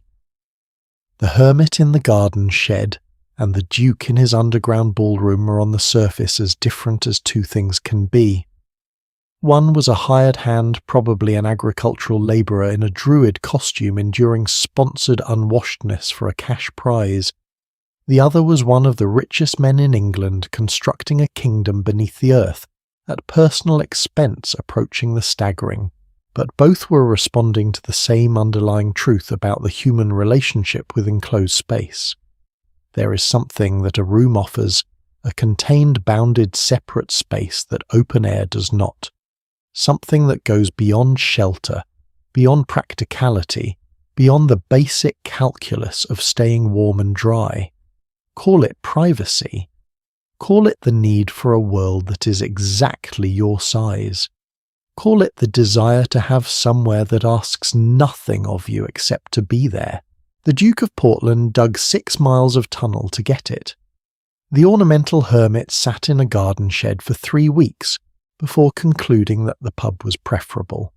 The impulse, though, was the same, and in the next part of this series we are going to see that same impulse translated into one of the most distinctive and celebrated chapters of American cultural history. Because by the 1920s a new kind of hidden room had appeared in cities all across America, not beneath aristocratic estates, not inside manor house walls, but behind the bookshelves and under the trapdoors of ordinary city buildings. And they were hiding something that a surprising number of people considered the most essential thing in their lives. The speakeasy is waiting. Let us go find it. Picture this for a moment. You are standing on West 52nd Street in Manhattan sometime in the early 1930s. The street is loud with traffic and pedestrians. Newsboys are shouting headlines. A vendor is selling roasted chestnuts on the corner. Everything looks entirely ordinary. 3 connected brownstone townhouses, iron railings, nothing remarkable. And yet somewhere beneath your feet, behind a 2.5-ton brick door that can only be unlocked by inserting a meat skewer into a specific unremarkable crack in the wall, there are 2,000 cases of wine. Welcome to the 21 Club. Welcome to Prohibition America. There is a strange pleasure in revisiting this particular chapter of history, because unlike most of the stories in this series, stories of fear, of necessity, of people hiding to survive, the story of the American speakeasy is at its heart a story about something considerably more defiant. It is a story about a country that decided it did not want to follow the law, and then built millions of rooms to prove it. The 18th Amendment to the United States Constitution went into effect on January 17, 1920. From that morning onward, the manufacture, sale and transportation of alcoholic beverages was illegal in America. The response was, in hindsight, entirely predictable. Within 59 minutes of Prohibition taking legal effect, 6 armed men in Chicago stole $100,000 worth of what the paperwork called medicinal whiskey from 2 freight train cars. They were not subtle about it. They were not apologetic about it. They simply decided that the law did not apply to them and acted accordingly. What followed over the next 13 years was one of the most extraordinary social experiments in American history. A government tried to remove something that tens of millions of people considered a basic feature of daily life. And those tens of millions of people, rather than complying, redirected roughly the same energy they had previously put into drinking, into the creative and architectural challenge of hiding the fact that they were still drinking. The result was the speakeasy. The word itself is older than Prohibition. Its earliest documented use dates to around 1844 in a British naval memoir referring to places where unlicensed liquor was sold, somewhere you spoke easily quietly in a low voice so as not to attract attention. By the 1920s, it had become the defining word of an era. By the end of the decade, New York City alone was estimated to have somewhere between 32,000 and 100,000 speakeasies. I want to sit with that number for a moment. Before Prohibition, New York had approximately 15,000 legal saloons. Prohibition did not reduce drinking in New York. It roughly doubled the number of places where drinking happened and transformed all of them into secret rooms. The range in character was extraordinary. At the lower end, a speakeasy could be a filthy back room behind a laundry accessed through a door with a sliding peephole serving liquor of genuinely questionable safety out of ceramic mugs, because glass could be confiscated as evidence. At the upper end, it could be a velvet-curtained establishment with a jazz orchestra, a full kitchen, a dance floor, and a wine list that would not have embarrassed a Paris restaurant. Both operated under the same legal framework, none whatsoever. For those who ran them, the architecture of concealment became a genuine craft. The most common approach was layering.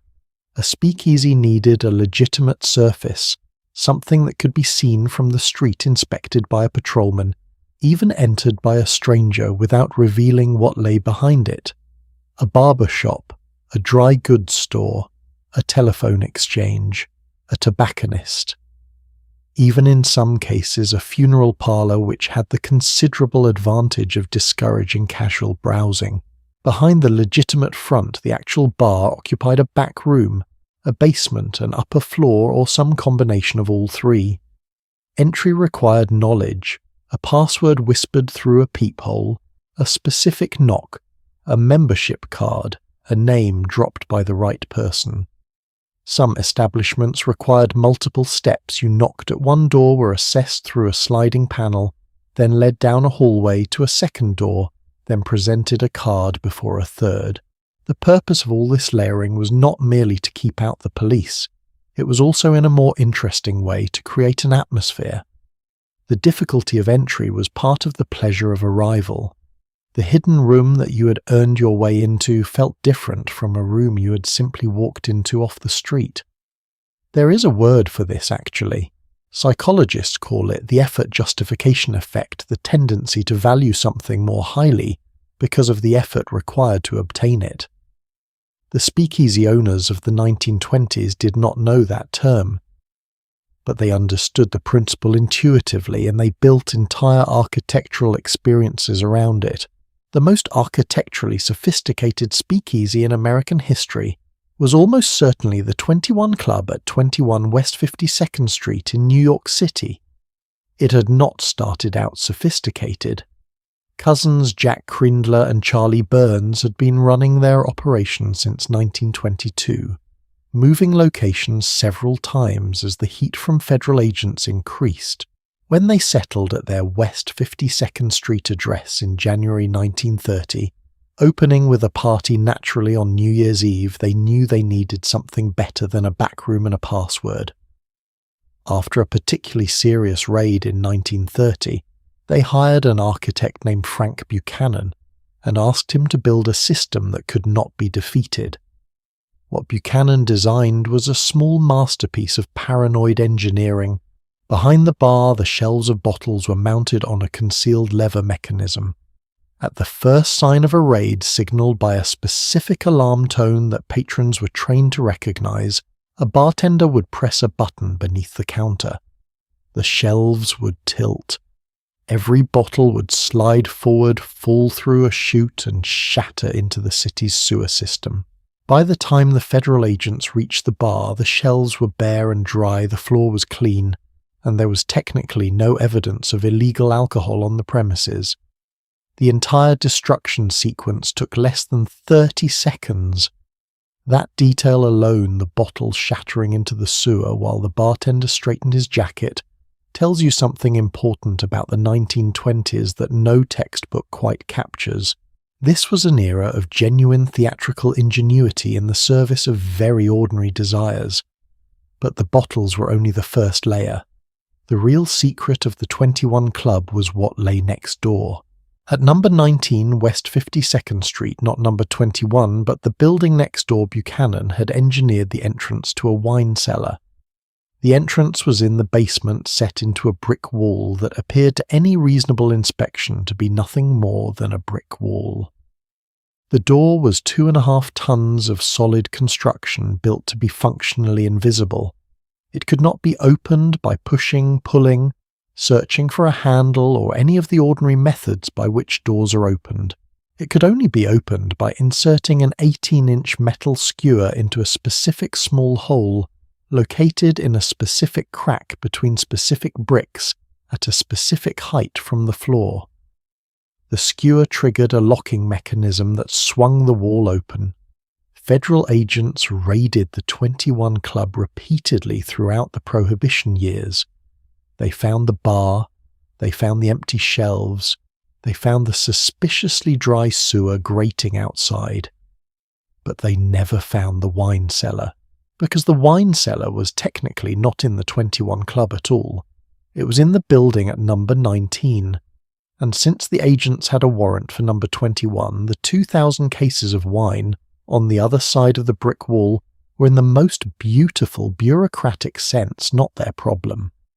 Jack Crindler and Charlie Burns were never convicted of a Prohibition violation.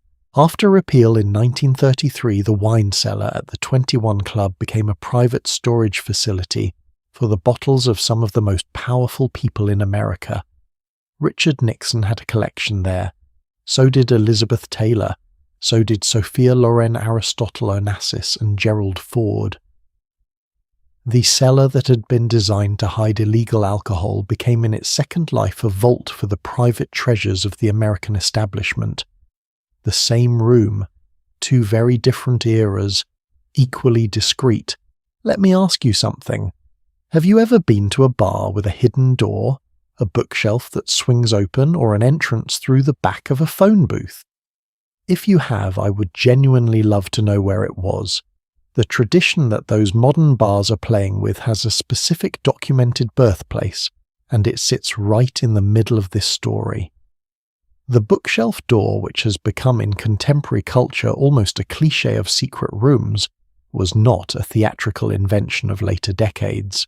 It was a genuine engineering solution to a genuine problem. Speakeasy owners needed entries that were indistinguishable from their surroundings. A wall of books is a wall of books until it is not.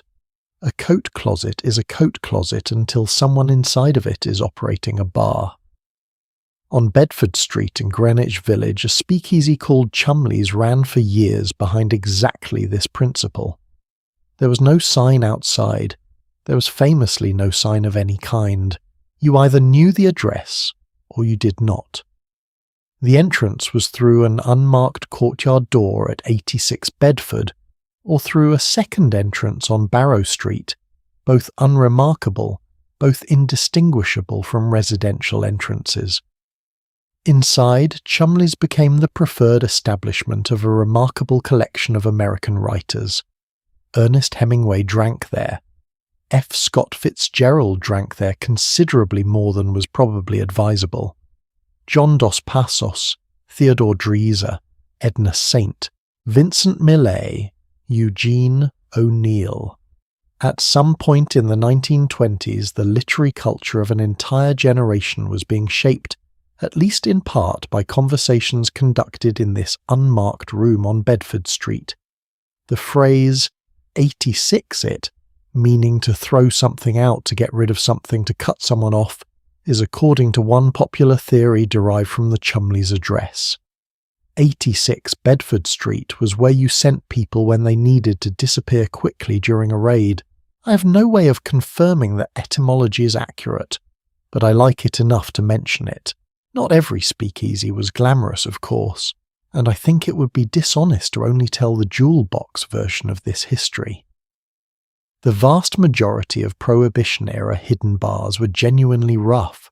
The liquor was often dangerous, distilled in bathtubs cut with industrial alcohol, occasionally contaminated with methanol, and the federal government's response to the methanol problem was in a detail I find genuinely shocking: to add more poison to confiscated industrial alcohol supplies, to discourage people from drinking them, a policy that contributed to the deaths of an estimated 10,000 people over the course of Prohibition.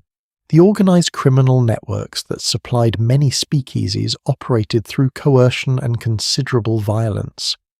Al Capone, who controlled a significant portion of Chicago's illegal alcohol trade in the late 1920s, earned an estimated $60 million a year from speakeasy supply, equivalent to roughly $1 billion today.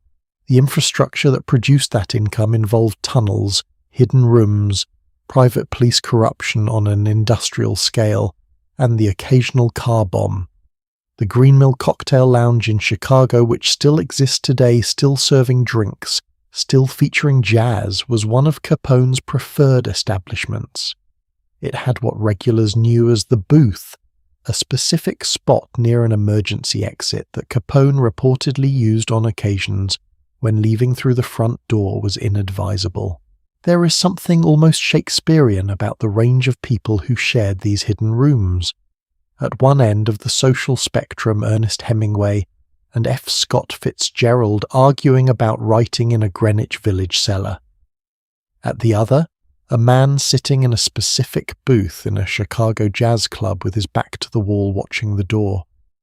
The hidden room contains multitudes. One detail from this era that I find more affecting than any of the glamorous stories is a much smaller one. In ordinary homes across America, not grand establishments, not criminal enterprises, ordinary families built their own hidden rooms during Prohibition, closets with false backs, spaces behind kitchen walls, cellars with concealed sections. People hid their personal bottles of wine, their medicinal whiskey, their home-brewed beer the same way that a century earlier their ancestors had hidden political pamphlets or contraband tea. The scale was different, the stakes were lower, but the instinct was identical. The same conviction that there are things in a person's life that belong behind a wall, away from official eyes, in a private room that the law does not get to enter. Prohibition ended on December 5, 1933, when the 21st Amendment was ratified. The hidden bars became regular bars again. The false walls came down mostly. The bookshelves stopped swinging. But something about the speakeasy never entirely went away. The idea that a room behind an ordinary door, accessible only to those who know, is a more interesting room than a room with a sign above it, that idea turned out to be permanent. Modern bars still build it in, restaurants still use it, houses still want it. The desire for a secret that must be earned, a room that rewards knowledge over proximity, did not end with the Volstead Act. It just went underground. And speaking of things going underground, the next chapter in this series takes us somewhere considerably older and considerably darker. Because before there were speakeasies, before there were priest holes, before almost any of the hidden rooms we've discussed tonight, there were the castles. And castles, it turns out, were not nearly as simple as they look from the outside. The oubliettes are waiting. Step carefully. There is a particular sentence I want you to sit with before we begin. In September 1961, a television writer named Rod Serling rushed an episode into production because the world outside his window was moving too fast to ignore. The episode aired on September 29th. 2 weeks later, construction of the Berlin Wall began. A little over a year after that, the Cuban Missile Crisis brought the world closer to nuclear exchange than it had ever been before or has come since. The episode was called The Shelter, and it asked a question that the 1960s had no good answer for, and that I would argue we have still not entirely resolved. The question was this: if you build a room that can only save 3 people, and the world outside is ending, what do you owe the 4th? We have spent most of this series talking about hidden rooms as solutions to specific external threats. The priest hole keeps the soldiers out. The Underground Railroad tunnel keeps the bounty hunters out. The speakeasy back room keeps the federal agents out. In each case, the room is responding to a danger that has a face, a name, a legal authority, a set of motives that you can reason about. But there is a different kind of hidden room, one built not against a particular enemy, but against the general formless weight of a world that might at any moment decide to harm you. The safe room, the panic room, the shelter. These are rooms built for a fear that has no single name, and they tell a very different story about what it means to feel unsafe in your own home. The year was 1949. The Soviet Union successfully tested its first nuclear weapon.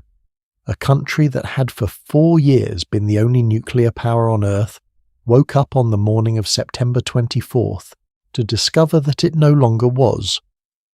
What happened in American domestic architecture over the following decade and a half is one of the most revealing responses to collective anxiety in the history of home design.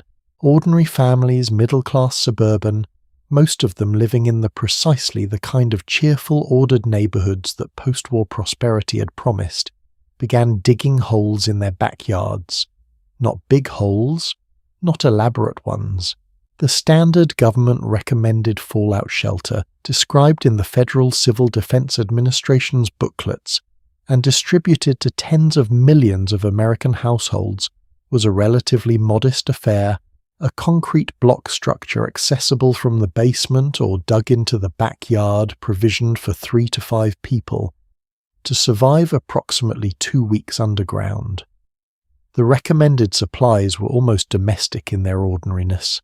Canned goods, bottled water, a chemical toilet, sleeping bags, a battery-powered radio, first aid kits, a Geiger counter, reading material. There is something quietly heartbreaking about that last item. Reading material.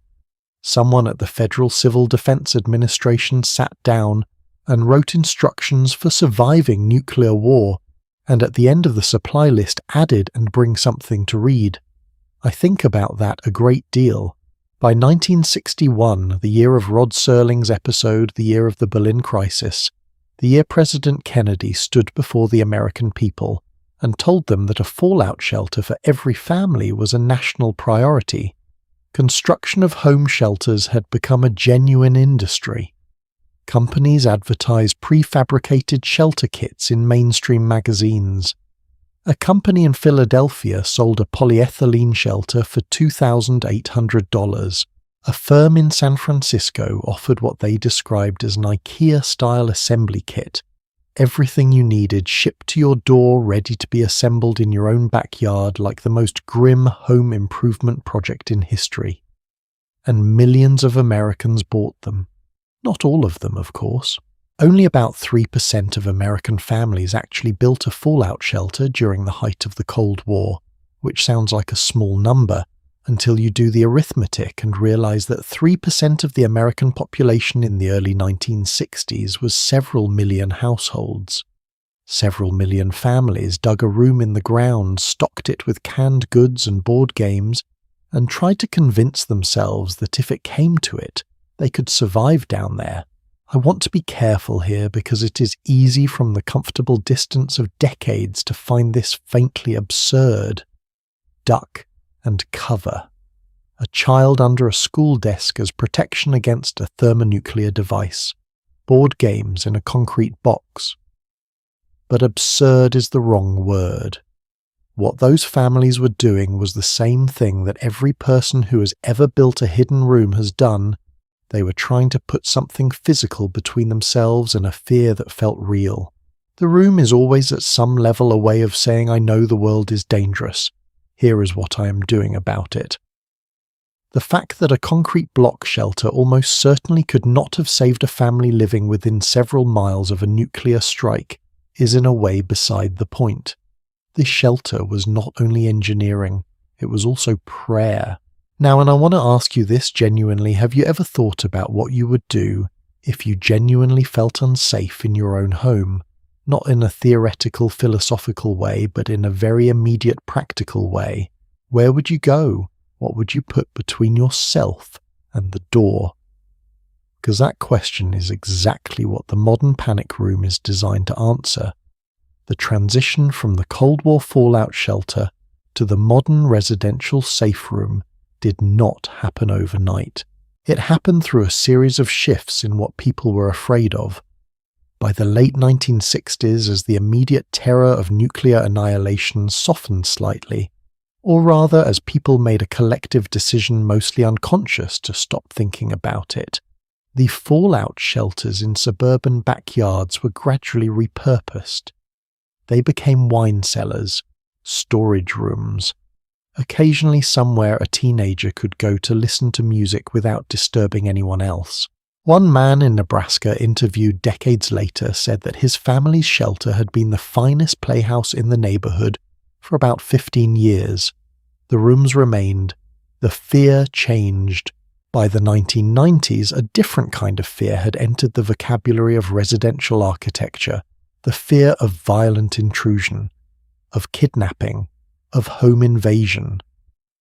In the world of high-profile wealth, the entertainment industry, professional sports corporate executives, the newly visible super-rich of the dot-com era, the safe room acquired a different character entirely. No longer a box of canned goods and a Geiger counter. Now reinforced steel doors, dedicated telephone lines, CCTV monitoring systems feeding to internal screens, emergency communications directly to law enforcement. Some installations included oxygen tanks for situations where an intruder might use gas. Others included their own power supplies for when the main building's electricity was cut. The architecture of fear had been upgraded. The industry that built these rooms, a small, discreet, extraordinarily expensive industry, has estimated that the modern residential safe room took approximately 48 hours on average to construct at the high end of the market. The materials were deliberately unremarkable from the outside, a door indistinguishable from any other door in the hallway opening into what appeared, if glimpsed briefly, to be a large closet or an office or a room with no particular character.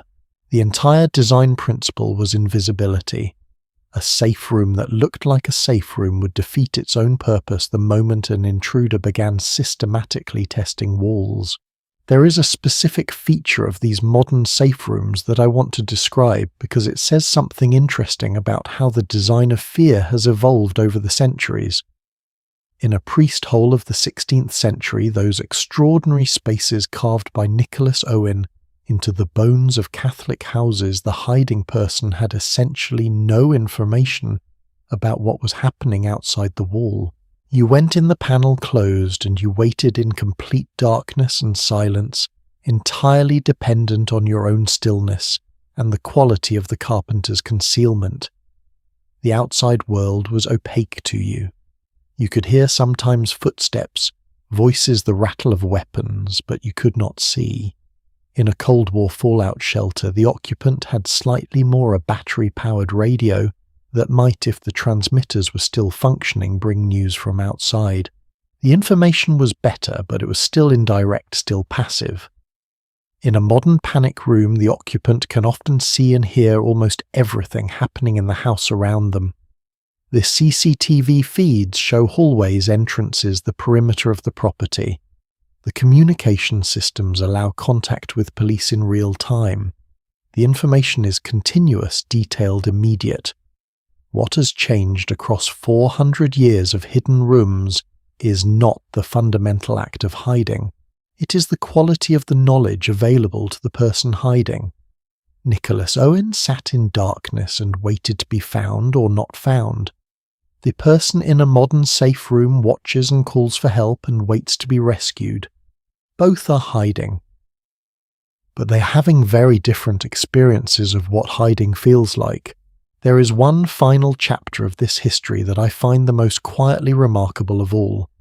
In 2002, a film called Panic Room was released, directed by David Fincher, starring Jodie Foster. The premise was simple and visceral. A mother and daughter, newly moved into a Manhattan townhouse, are trapped in the house's built-in safe room while intruders attempt to break in. The room was the entire story. The film was enormously successful, and in the years that followed its release, the safe room industry reported a significant increase in inquiries from homeowners who had watched it. Art had driven architecture. The story of the room had created desire for the room. But here is what I find worth sitting with. The film was a thriller, a work of intentional fear designed to raise your heartbeat and keep it elevated for 2 hours. The safe room in the movie was not a place of comfort. It was barely a place of survival. By the end of the film, you're not reassured that the safe room made anyone safer. And yet people watched that film and then called contractors and asked for one. What that tells me is that the safe room has always been, at least in part, about something other than safety. It is about the feeling of having done something, of having responded, of having refused to simply sit in an ordinary room and wait for whatever the world might bring. The priest who squeezed himself into a space behind a false chimney, knowing that soldiers were searching the house room by room, was not safe. He was making a statement that his survival was worth engineering. The family in their suburban shelter playing board games by candlelight, while a battery radio crackled news of Berlin, was not safe. They were insisting that their continuation was worth planning. The person in a panic room watching their own hallway on a screen and waiting for the police is not necessarily safe either. But they have all done the same thing. They've looked at a dangerous world and decided with the tools available to them to build a door. In the next part of this series, we travel backwards in time considerably further to the places where the very idea of a hidden room may have begun in earnest, to the great stone castles of medieval Europe. To the oubliettes, the priest stares the forgotten passages built into walls thick enough to lose a person inside entirely. There are rooms in medieval castles that were designed not to hide people from danger, but to put people into danger so complete and so permanent that they could simply be forgotten. That word oubliette comes from the French word for to forget. We are about to remember them. I mentioned the word at the end of our last chapter, and I want to come back to it now properly because it deserves that. Oubliette. It is pronounced oubliette, and it comes from the French verb oublier, to forget, which means that the people who built these spaces did not bother to give them a functional name, a technical name, an architectural term that described what they were structurally. They named them for what happened to the people inside them. They were forgotten rooms, not rooms for forgetting things, rooms for forgetting people. That naming convention alone tells you almost everything you need to know about the medieval relationship between power and concealment. It is not the architecture that is remarkable, it is the candor. The hidden rooms we've explored through most of this series share a common quality: they were built by people who were afraid. The priest in his concealed chamber was afraid of soldiers. The family in their cellar shelter was afraid of bombs. Even the speakeasy owner, bricking up his wine cellar behind a 2.5-ton door, was afraid of federal agents, of confiscation, of ruin. But the oubliette inverts that entirely. The oubliette was not built by someone afraid. It was built by someone powerful. And it was not a place to hide in. It was a place to put people who had, in the judgment of the person above the trapdoor, ceased to exist. That distinction matters. It changes the moral weight of the architecture completely. And it is why, when we talk about hidden rooms in medieval castles, we're not continuing the same story we've been telling. We're flipping it over and reading the other side. Let me describe what an oubliette actually was, because popular imagination, fed by Gothic novels and dungeon crawl video games, tends toward the dramatic end of the spectrum, and the reality is in some ways worse. An oubliette was a vertical pit dug into the stone foundations of a castle, accessible from above through a single trapdoor set into the floor of a room above. There were no stairs, no ladder left in place. The prisoner was lowered by rope to the bottom and then the rope was pulled back up and the trapdoor was closed. Some were bottle-shaped wider at the bottom than at the top, making any attempt to climb out even more futile. Some were narrow enough that a person could not sit or crouch, only stand or lie prone on the floor. The one at Warwick Castle, built at the direction of William the Conqueror in 1068, is horizontal rather than vertical. A low narrow tunnel paved with jagged stones that jutted upward from the floor, so that any occupant would be forced to lie still, unable to move without pain in complete darkness. The earliest recorded use of the word oubliette in the English language appears in Walter Scott's novel Ivanhoe, published in 1819. Scott writes simply, "The place was utterly dark, the oubliette, as I suppose of their accursed convent." He used it as though readers would understand immediately, which suggests that by 1819 the concept needed no explanation.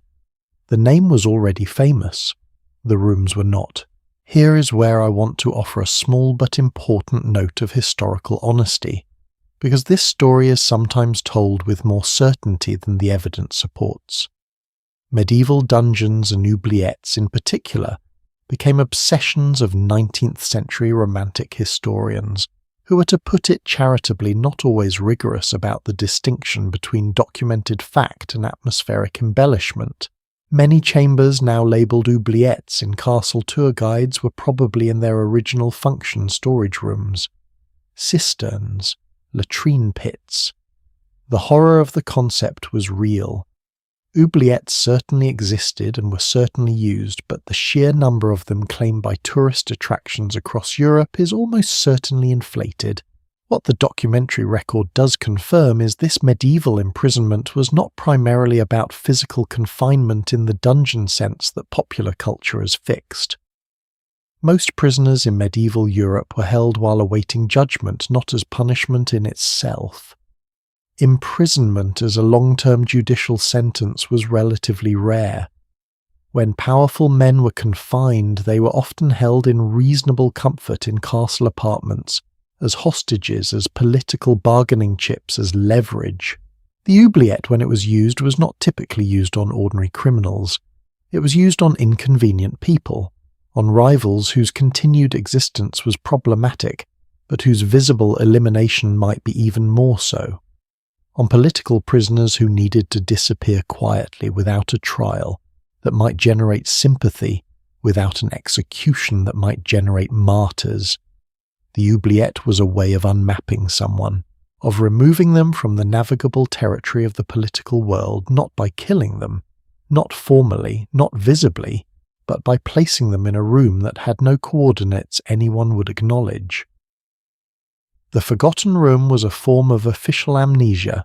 Among the most documented and most haunting examples of what confinement inside medieval castle walls could mean is the story of François Bonivard and the dungeon beneath Château de Chillon on the eastern shore of Lake Geneva in Switzerland. Chillon is one of the most beautiful castle settings in the world.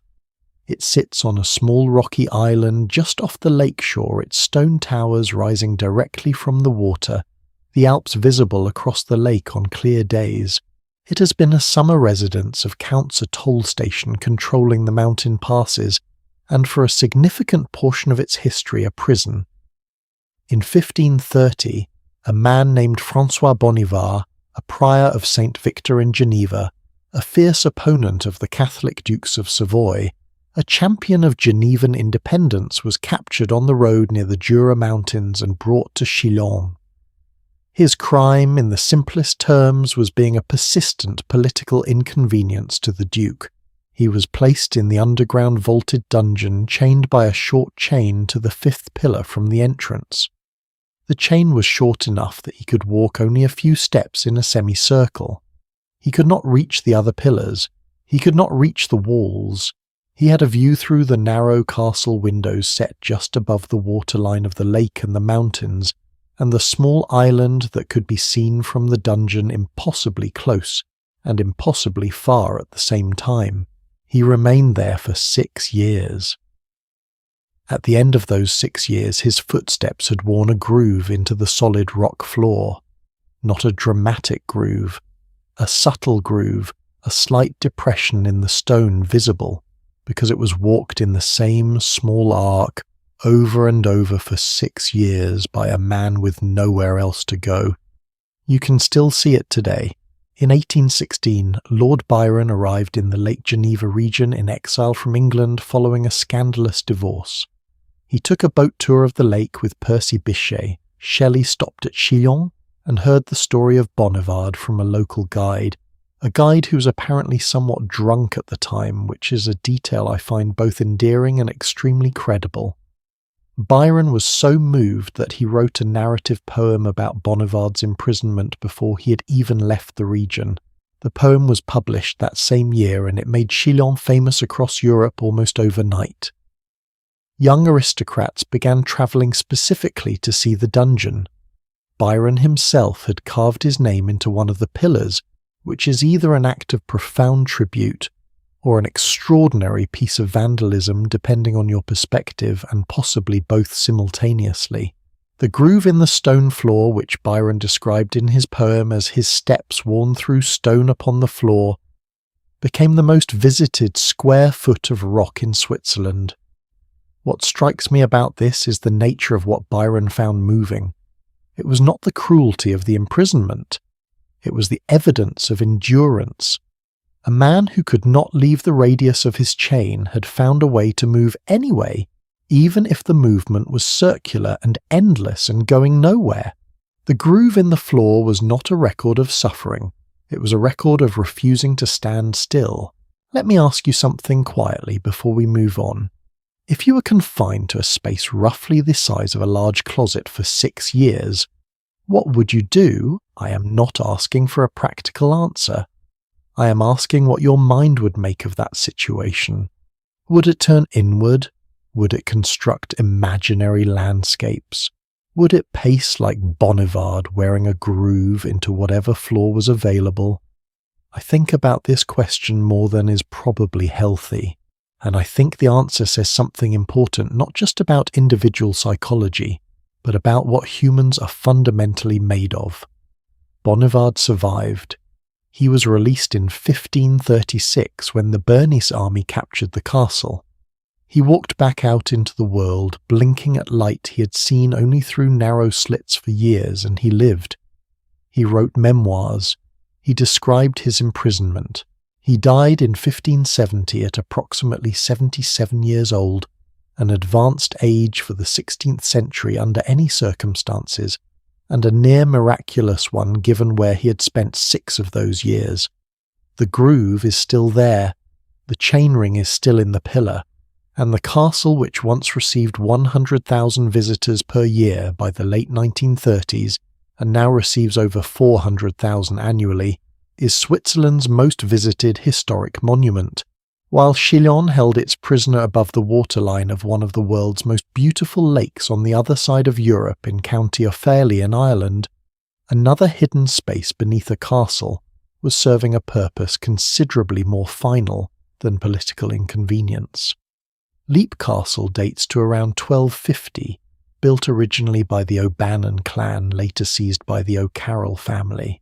Its history is the kind that accumulates layer upon layer of violence across centuries until the stones themselves seem saturated with it. It was the site of a particularly notorious killing in the early 16th century, when one member of the O'Carroll family entered the castle chapel during Mass and stabbed his own brother, who was also a priest at the altar. The room is still known as the Bloody Chapel. But it is not the chapel that concerns us here. In 1922, workers undertaking renovations at Leap Castle discovered a trapdoor concealed in the floor of a small room adjacent to the main staircase. Beneath the trapdoor was a shaft dropping approximately 8 feet into darkness. Inside the shaft they found human bones, many of them. Along with the bones, they found something that tells us the oubliette had been in relatively recent use, a pocket watch datable to approximately the 1850s, and impaled on wooden spikes driven upward from the floor of the shaft, which had rotted but whose positions were still visible, were more remains. 3 cartloads of human bones were removed from Leap Castle's oubliette during the 1922 renovations. 3 cartloads. The workers reportedly stopped work for the day and did not return until the following morning. I understand that decision completely. Not all hidden spaces in medieval castles were places of suffering. Some were places of escape. And the distinction between these two categories, between a space designed to trap someone and a space designed to allow someone to survive, is in miniature the entire moral history of the hidden room. At Nottingham Castle in 1330, a small group of men loyal to the young Edward III used a secret passage running beneath the castle walls to gain entry to the chambers where Roger Mortimer, who had deposed and arranged the murder of Edward II, was lodged and defended by several hundred soldiers. The passage ran through the rock on which the castle stood, emerged inside the building's lower levels, and allowed a handful of men to reach Mortimer while his army guarded the gates above them. The young King Edward, waiting outside, had been told of the passage by a loyal insider who knew the castle's hidden geography. Mortimer was arrested that night. The passage had turned a near-impossible assault into a possible one. At Sforza Castle in Milan, that grand 15th-century stronghold that housed the court of Ludovico Sforza researchers at the Polytechnic University of Milan, announced in 2025 that they had confirmed, using ground-penetrating radar and laser scanning technology, the existence of secret tunnels beneath the outer walls that had long been thought legendary. The passages they discovered matched drawings made by Leonardo da Vinci, who served at the court of Ludovico Sforza for nearly 20 years and had documented them in his notebooks. Leonardo knew where the escape routes were. Leonardo drew them, and then the knowledge was lost for 500 years until modern technology found it again in the rock beneath his footsteps. That discovery, announced just last year, is one of those reminders that history is not a closed book. The ground beneath old buildings is still yielding secrets, still confirming rumors, still producing evidence of lives and fears and escape plans that were buried so thoroughly that even the people who came after forgot they were there. The oubliette and the escape tunnel are the same architecture serving opposite purposes. Both are hidden spaces accessed through concealed openings. Both were built by people who understood that controlling the knowledge of a room's existence was itself a form of power. The difference is entirely in who held that knowledge. If you knew where the tunnel was, you could walk through a wall of soldiers. If you did not know where the trapdoor was, you could pace a circle in the dark for 6 years and never find a way out. In the next chapter, we'll see what happened when ordinary people, not kings, not dukes, not Catholic priests on the run, discovered hidden rooms in the houses they had bought and were simply trying to live in. Houses that turned out to be keeping secrets their new owners were completely unprepared for. Some of those discoveries were architectural puzzles, some were historical revelations, and a few of them were something that no amount of preparation could have made less strange. There is a peculiar sign on a quiet country road in Essex, England, about 20 miles from central London. It is brown, the colour that British road authorities reserve for tourist destinations, the same colour that directs drivers toward historic castles, scenic viewpoints, and National Trust gardens. And what this particular brown sign says in plain lettering is this secret nuclear bunker. Every time I think about that sign, I smile. Because whoever approved it clearly understood that there is a point at which the effort of maintaining secrecy becomes more absurd than simply acknowledging what is there. The bunker had been secret for 40 years. By the time they put the sign up, the Cold War was over. The Soviet Union had collapsed, and the only people who needed to find the place were tourists. So they pointed them toward it with a brown sign on a country road, and called it without apparent irony the secret nuclear bunker. The story of Cold War hidden rooms is in many ways a story about that tension between the absolute necessity of secrecy and the fundamental human difficulty of keeping secrets. Between the architecture of concealment and the architecture of ordinary life, and between the rooms that governments built underground for themselves and the much smaller, much more humble rooms that ordinary families were quietly digging in their own backyards, let us begin with the scale of the threat that made all of this architecture necessary. On September 24, 1949, the United States government announced that the Soviet Union had successfully tested an atomic bomb. Until that moment, American strategic planners had operated on the assumption that they had at least until 1953 before the Soviets would achieve nuclear capability. They were wrong by 4 years. The announcement landed in Washington like a bomb.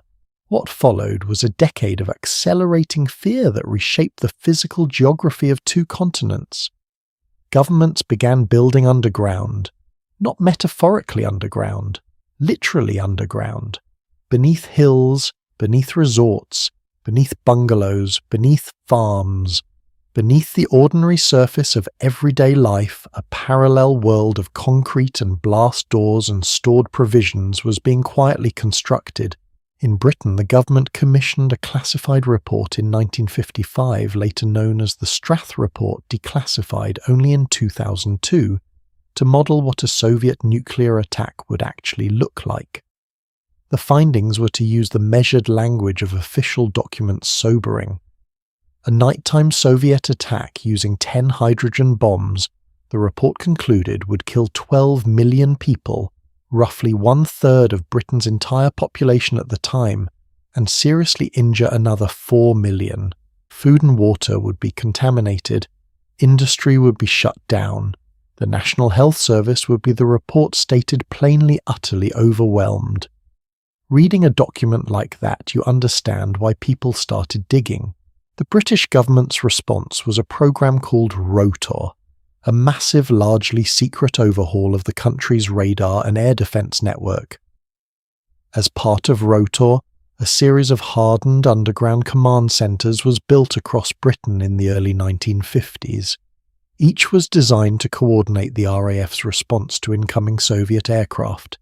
Each was buried, and each was disguised. The entrance to the one in Kelvedon Hatch, Essex, constructed between 1952 and 1953, at a cost of £1.5 million, was a small bungalow. A chalet-style cottage surrounded by silver birch and ash trees, set back from the road behind a long farm track. To any passing walker, not that walkers were permitted in the area, it looked like a farmhouse. A modest one. Nothing unusual. Walk through the bungalow's front door, however, and you would find yourself at the top of a tunnel, 120 meters long, descending steeply underground. At the bottom of that tunnel, behind blast doors weighing 1.5 tons each, was a 3-story complex buried 125 feet beneath the Essex countryside. The walls were 10 feet of reinforced concrete. The bunker sat on a gravel bed designed to absorb the shock of a nearby explosion. It had its own generators, its own water supply, its own air filtration system capable of processing millions of cubic feet of air per hour. It could sustain 600 people for 3 months. 600 people. 3 months. Beneath a bungalow surrounded by trees. The government had purchased the land from a farming family called the Parishes. The Parishes had no idea for quite some time what was being constructed under their fields. Now here is the question I want to sit with for a moment, because I think it is genuinely interesting. Who are those 600 people meant to be not survivors in the ordinary sense? Not random members of the public who happen to live nearby. The Kelvedon Hatch bunker, in its later incarnation as a regional government headquarters, was designed to house government ministers, military commanders, scientists, senior civil servants, the people deemed necessary to continue running a functional government in the aftermath of a nuclear attack. A cabinet minister would assume the role of regional commissioner, with, in the words of official documentation, the power of life and death. There was a BBC studio inside from which broadcasts to the surviving population above could be made. Broadcasts to the surviving population above. Think about what that phrase contains. It acknowledges quite matter-of-factly that most of the population above would not be surviving. That the people in the bunker would be looking up through 125 feet of Essex clay and concrete, and broadcasting to whoever remained. I find this one of the most quietly devastating pieces of Cold War architecture. Not because it is cruel, the people who built it were trying to preserve some form of continuity, some thread of civilization that could be picked up again on the other side of catastrophe. But because of what it reveals about how governments think about survival. Survival in the governmental calculus means the survival of the government. The survival of the people is secondary, or at least contingent. The 600 in the bunker were not saved because they were the most valuable human beings in Essex. They were saved because they were considered necessary for the machinery of the state. The rest were expected to manage. The American version of this architecture was naturally larger, and in at least one case considerably more elegant.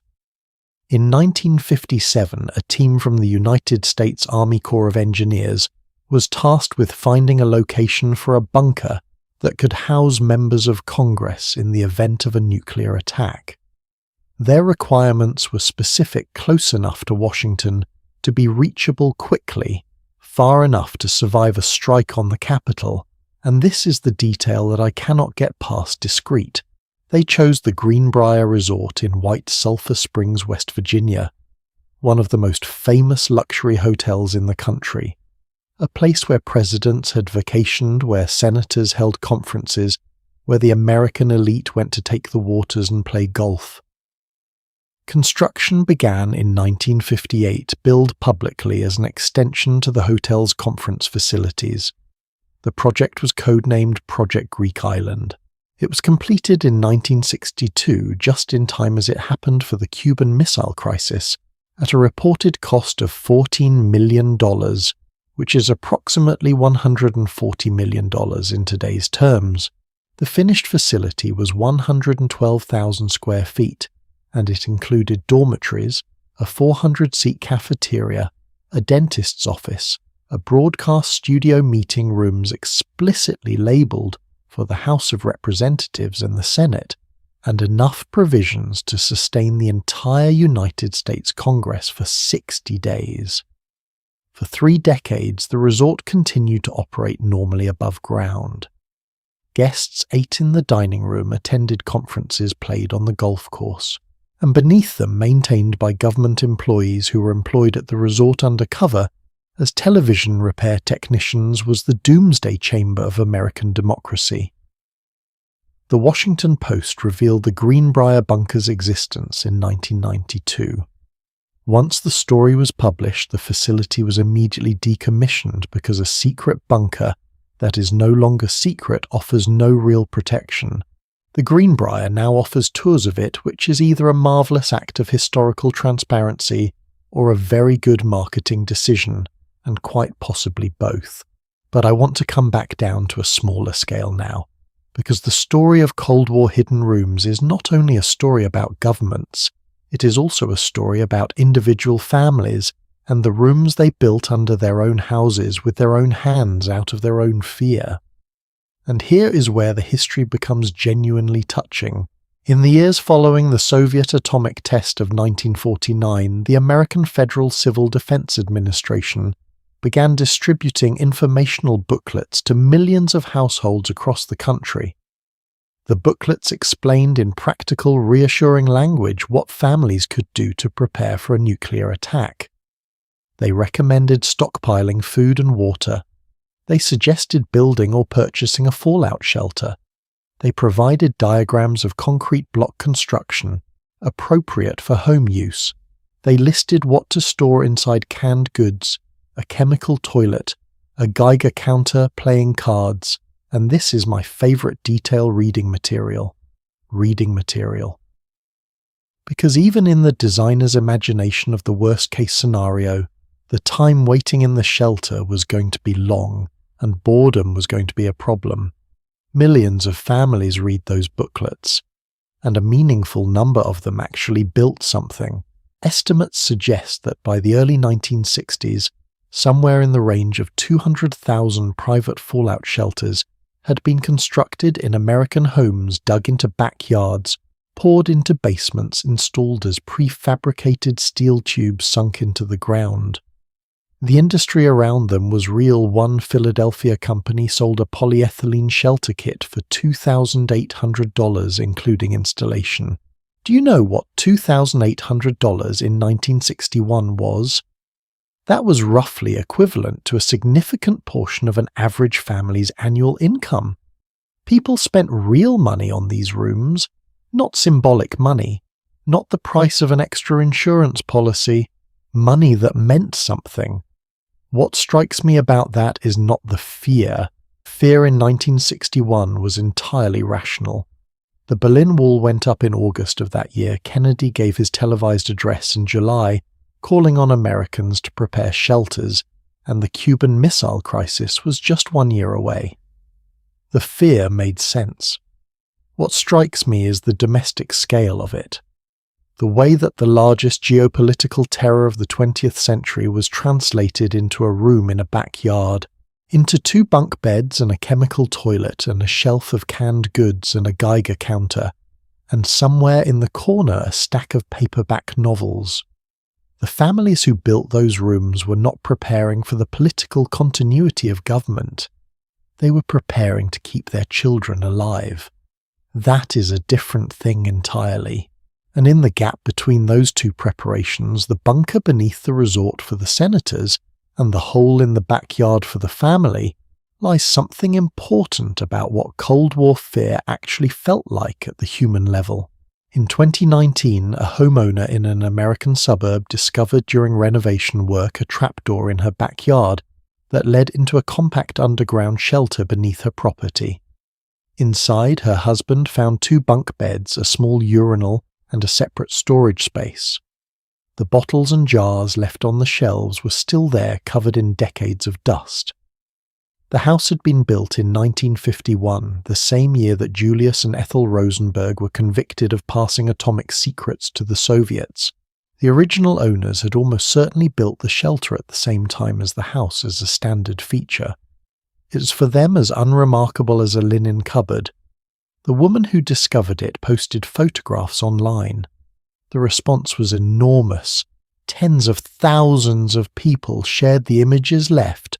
Comments described similar discoveries in houses they had bought or grown up in.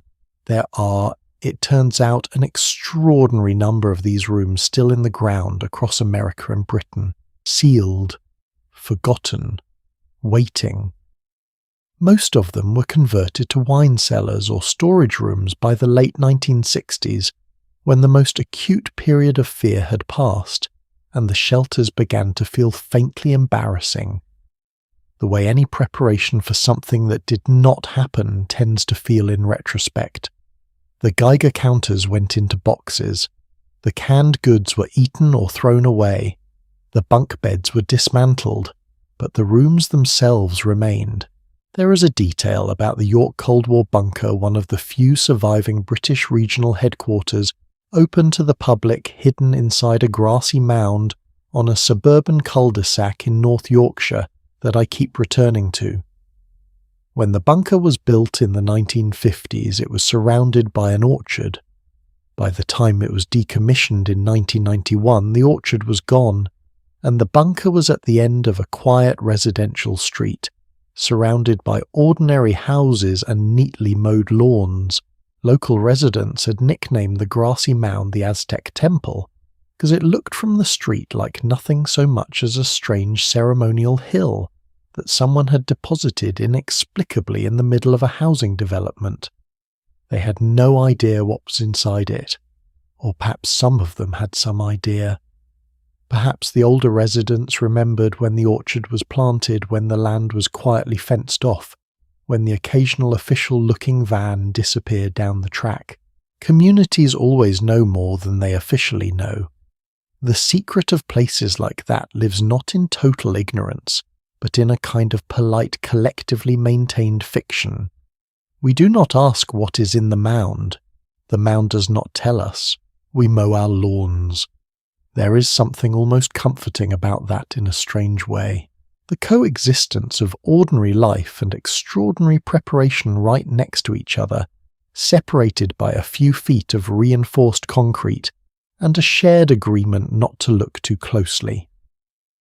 The network of Royal Observer Corps monitoring posts across Britain, small two-person underground posts accessible through a hatch in the ground, equipped with instruments to measure the direction and yield of a nuclear blast, numbered approximately 1,500 sites at their peak. 1,500 holes in the ground across the British countryside and suburbs, each maintained by trained volunteers who knew that their job in the event of the thing they were monitoring for would be to survive the initial blast in their hole, emerge into a contaminated landscape, take their readings, report them by telephone to a regional centre, and then there is no gentle way to say this likely die there. The last Royal Observer Corps post was stood down in September 1991. The volunteers went home. Most of the posts were sealed, flooded, or simply left to return to the earth. A few survive. You can find them if you know what to look for: a small concrete hatch in a field or a low mound with a ventilation pipe that looks from a distance like an abandoned drainage cover. Just a hole in the ground now, where someone once agreed to go first. What does all of this say about us? I have been thinking about this question through the whole of this series, and I think the Cold War bunker gives it a particularly clear answer. Every hidden room we have explored reflects the fear that was available in its era. The priest hole reflects the fear of religious persecution. The Underground Railroad's hidden chamber reflects the fear of recapture. The speakeasy's secret cellar reflects the fear of federal agents. The panic room reflects the fear of home invasion. The Cold War bunker reflects something different and larger, the fear of the end of the world.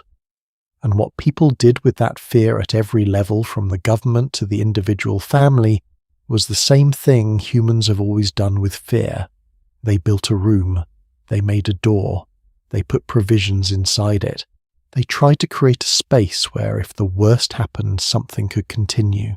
The senators in the Greenbrier wanted American democracy to continue.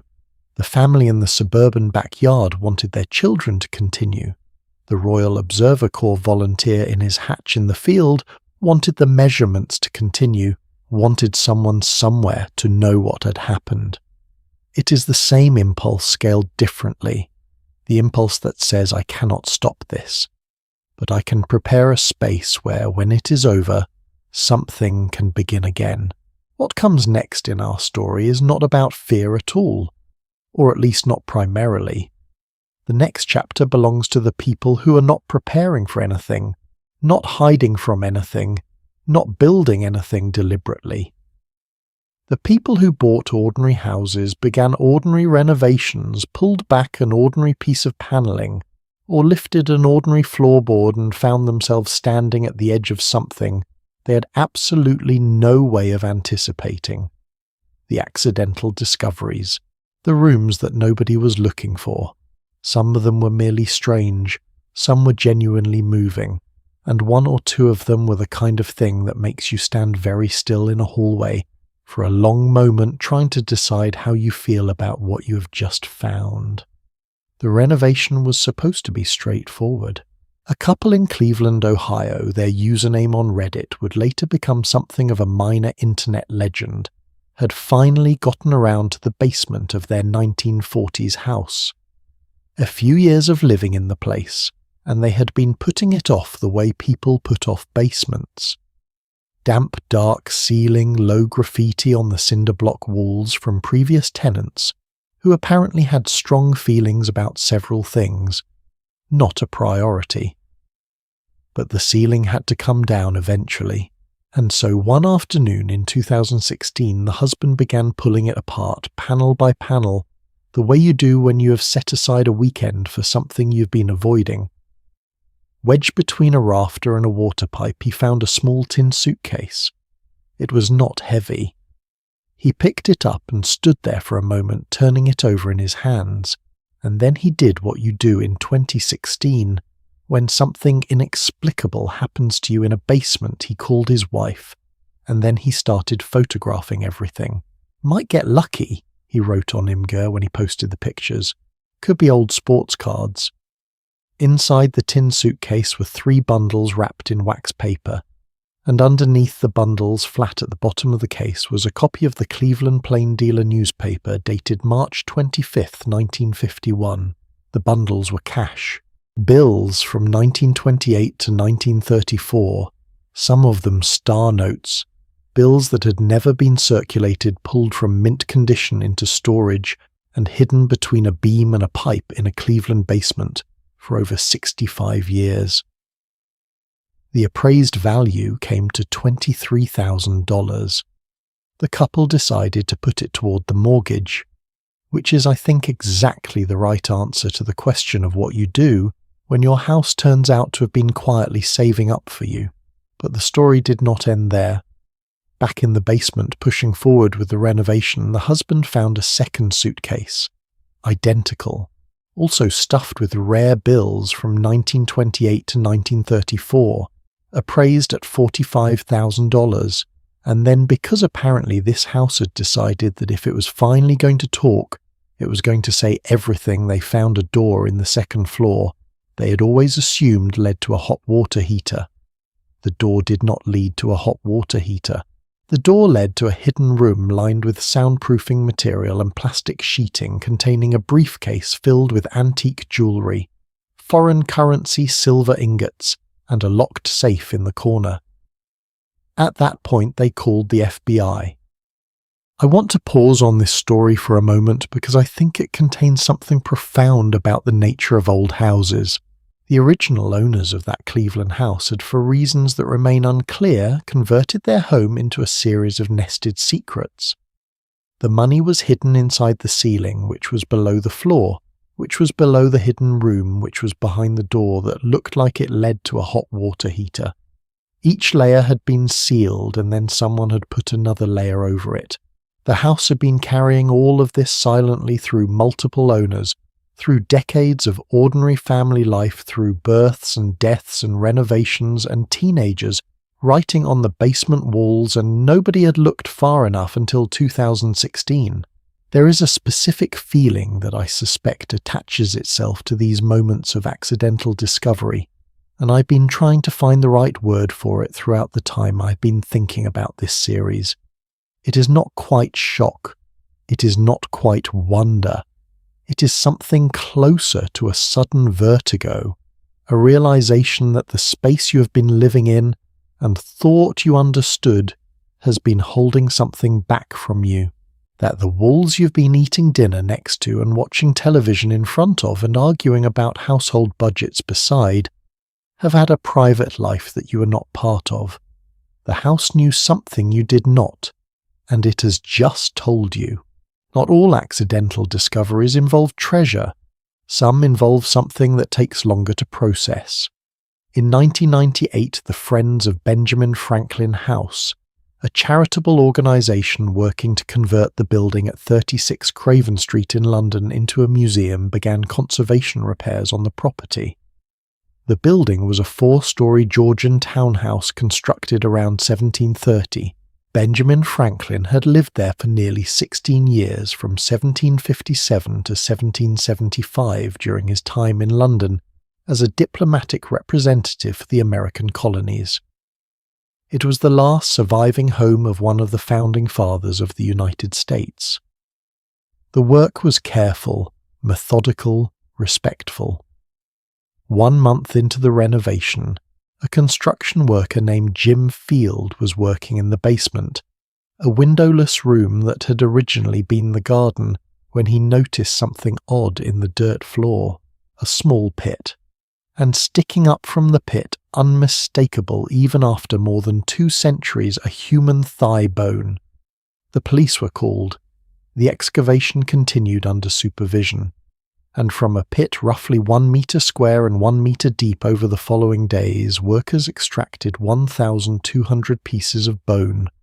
the remains of at least 10 individuals, 6 of them identified as possible children. The bones were around 200 years old, which placed them in the house during the period when Benjamin Franklin lived there. There was, for a brief and rather vivid moment in the press, some speculation. Franklin was a complicated historical figure, brilliant, revered, and also capable of significant moral contradictions, as most complicated people are. The bones in the basement of his house were superficially a sensational story, but the explanation when researchers established it was both less sinister and considerably more interesting. William Hewson was a young anatomist, a protege of Franklin's who had married the daughter of Franklin's landlady and moved into the house at 36 Craven Street in 1772. Hewson had trained under the famous obstetrician and anatomist William Hunter, then left after a dispute that Franklin himself attempted to mediate, writing diplomatic letters to both parties in the manner of a man who was simultaneously negotiating colonial policy with the British Parliament and managing a professional feud between two scientists he was fond of, which tells you a great deal about Benjamin Franklin's daily life. After the split with Hunter, Hewson opened his own private anatomy school in the basement of Craven Street. This was in Georgian England, both enormously useful and legally murky. Proper dissection had not been fully legal in England until the Anatomy Act of 1832, decades after Hewson was working. The bodies he used were most likely obtained through what was diplomatically called the Resurrection Trade Body Snatchers, who moved cadavers through London, under cover of night shipping them along the Thames, or collecting them from gallows at the end of the street. When he was finished with them, Hewson buried whatever remained in the garden pit, rather than risk being caught transporting them out. In 1774, during a dissection, Hewson accidentally cut himself. Septicemia set in. He died at 34 years old, and Franklin wrote to his wife of the loss with genuine grief. "Our family here is in great distress. He was an excellent young man, ingenious, industrious, useful, and beloved by all that knew him." The bones stayed in the basement. For 224 years, through the fall of the British Empire and the rise of the British museum industry, nobody disturbed them. And then Jim Field found the thigh bone, and all of it came up into the light. What I love about this story, and I recognize that love is a complicated word to use in a story about a pit of bones in a famous man's basement, is that it collapsed time entirely. The discovery in 1998 pulled 1772 directly into the present. The evidence of Hewson's anatomy school, the proof of his mercury experiments on turtle spines, the marks of surgical tools on human femurs, all of it had been waiting perfectly preserved in London clay for someone to ask the right question. The bones are now on display at the museum. They have become in their strange way a monument to the beginning of modern medicine, to the period when the understanding of the human body had outrun the legal and social frameworks that were supposed to govern how that understanding was obtained. Some accidental discoveries are not about the distant past at all. They are about the very recent past, and they are considerably more difficult to interpret. In 2021, a young woman in New York named Samantha Hartsoe noticed a draft in her apartment. Not an unusual thing. In New York, old buildings breathe oddly, especially in winter, and cold air comes from places that make no architectural sense. But this draft was coming from behind her bathroom mirror. She took the mirror off the wall. Behind it was a hole, a large irregular opening in the plaster leading into darkness. Samantha Hartsoe did what I consider a perfectly reasonable thing for the circumstances. She strapped a flashlight to her head, with a headband picked up a hammer for reasons she described as protective, and climbed through the hole in her bathroom wall.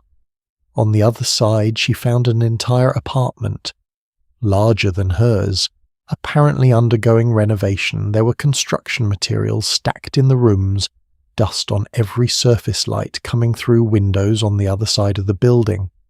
An apartment that shared a wall with hers that could be entered from behind her bathroom mirror, and that had not been mentioned by her landlord, disclosed in her lease, or indicated on any floor plan she had ever seen.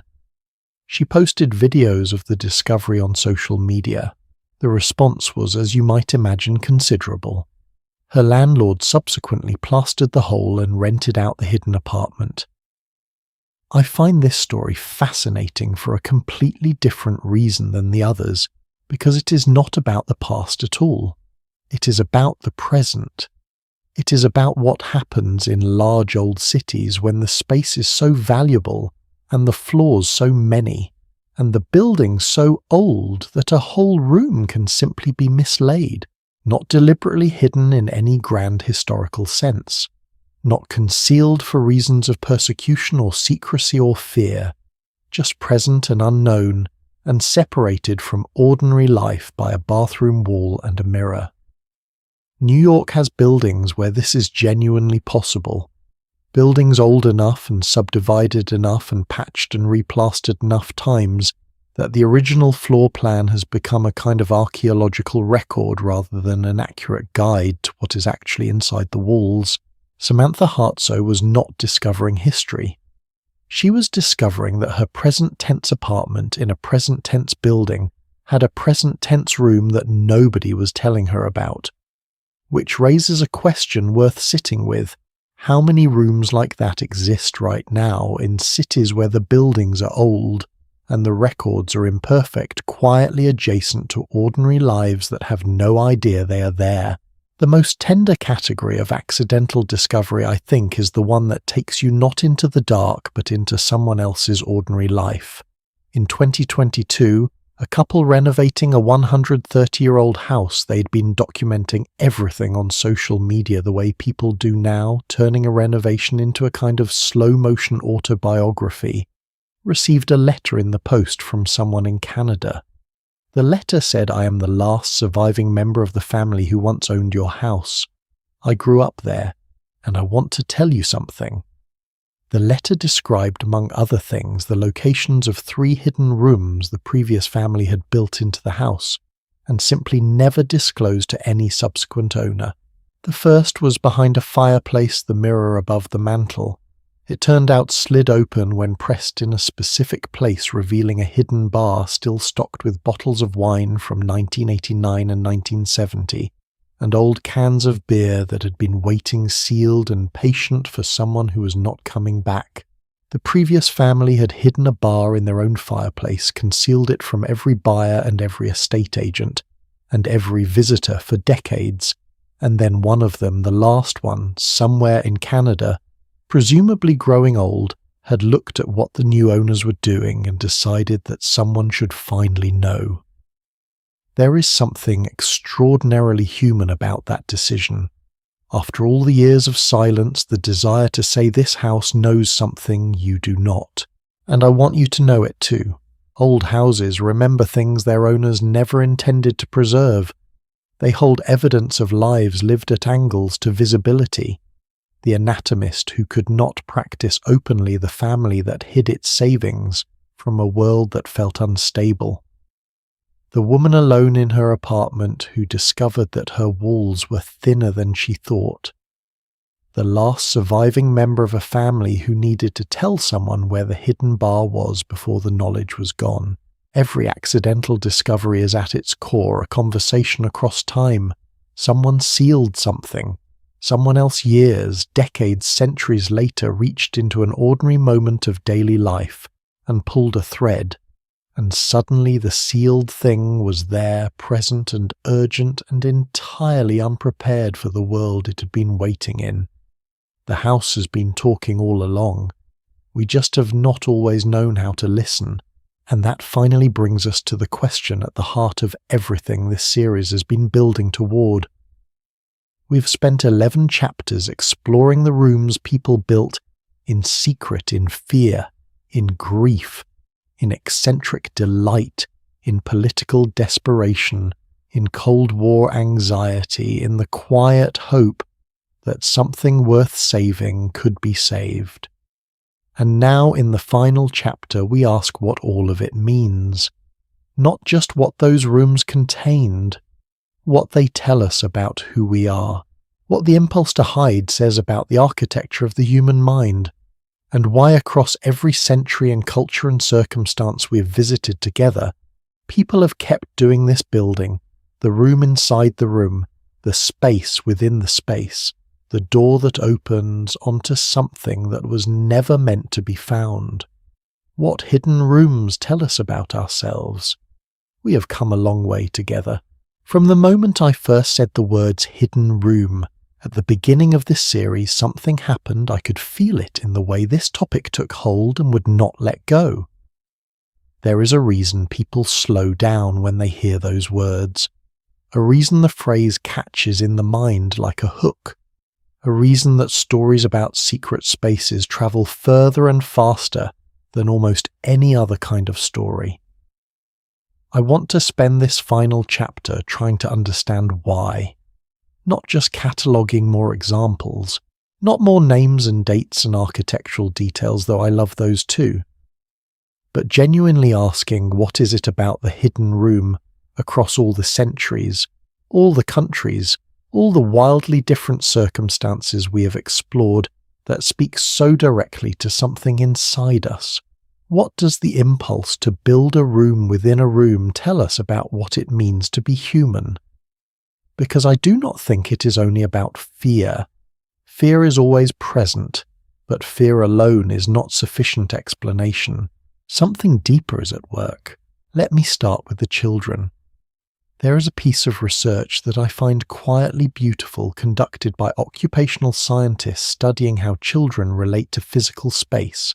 When researchers followed children through their villages and neighborhoods and asked them to map the places that mattered to them, they consistently identified three categories: spaces controlled by adults, open spaces outside adult control, and this third category being the one that interests me, spaces hidden from adults entirely. Not dangerous spaces, not forbidden spaces, simply spaces where children had arranged the world so that they, and not the adults, held the knowledge of its existence. And the remarkable thing is what children did in those hidden spaces. Not primarily mischief, despite what adults tend to assume.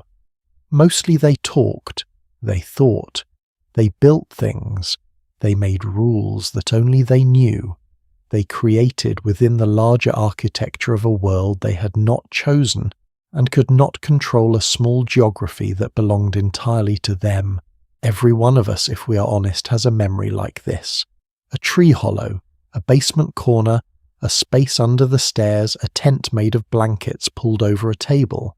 The specific location does not matter. What matters is the quality of it, the feeling of being contained by something small and known, while the larger world with all its obligations and uncertainties waited on the other side. We begin building hidden rooms before we are old enough to articulate why, which suggests that the impulse is not learned, it is something more fundamental than that. The German language, as it sometimes does, has a word for a feeling that English can only gesture at. Geborgenheit. It describes the sensation of being sheltered, enclosed, safe, not merely the absence of danger, but the positive presence of protection. The warm room on a cold night, the small space where you know everything that is in it, the sense that the walls around you are friendly walls, that they are on your side. Gaston Bachelard, the French philosopher, who spent a significant portion of his intellectual life thinking about what houses mean to us, wrote in 1958 that the small spaces of a house, the nests, the corners, the attics, the hidden recesses are not merely utilitarian. They are, he argued, the spaces where the imagination lives, where we retreat when the world is too large, where we become briefly concentrated rather than diffuse. The Hauskers, Bachelard wrote, is our first universe, a real cosmos in every sense of the word. And within that cosmos, the hidden corner is the innermost chamber, the place where the self most fully exists. Now, hold that thought, because here is the thing that strikes me after all the history we have walked through together. The people who built hidden rooms throughout history were not for the most part doing something exotic or eccentric.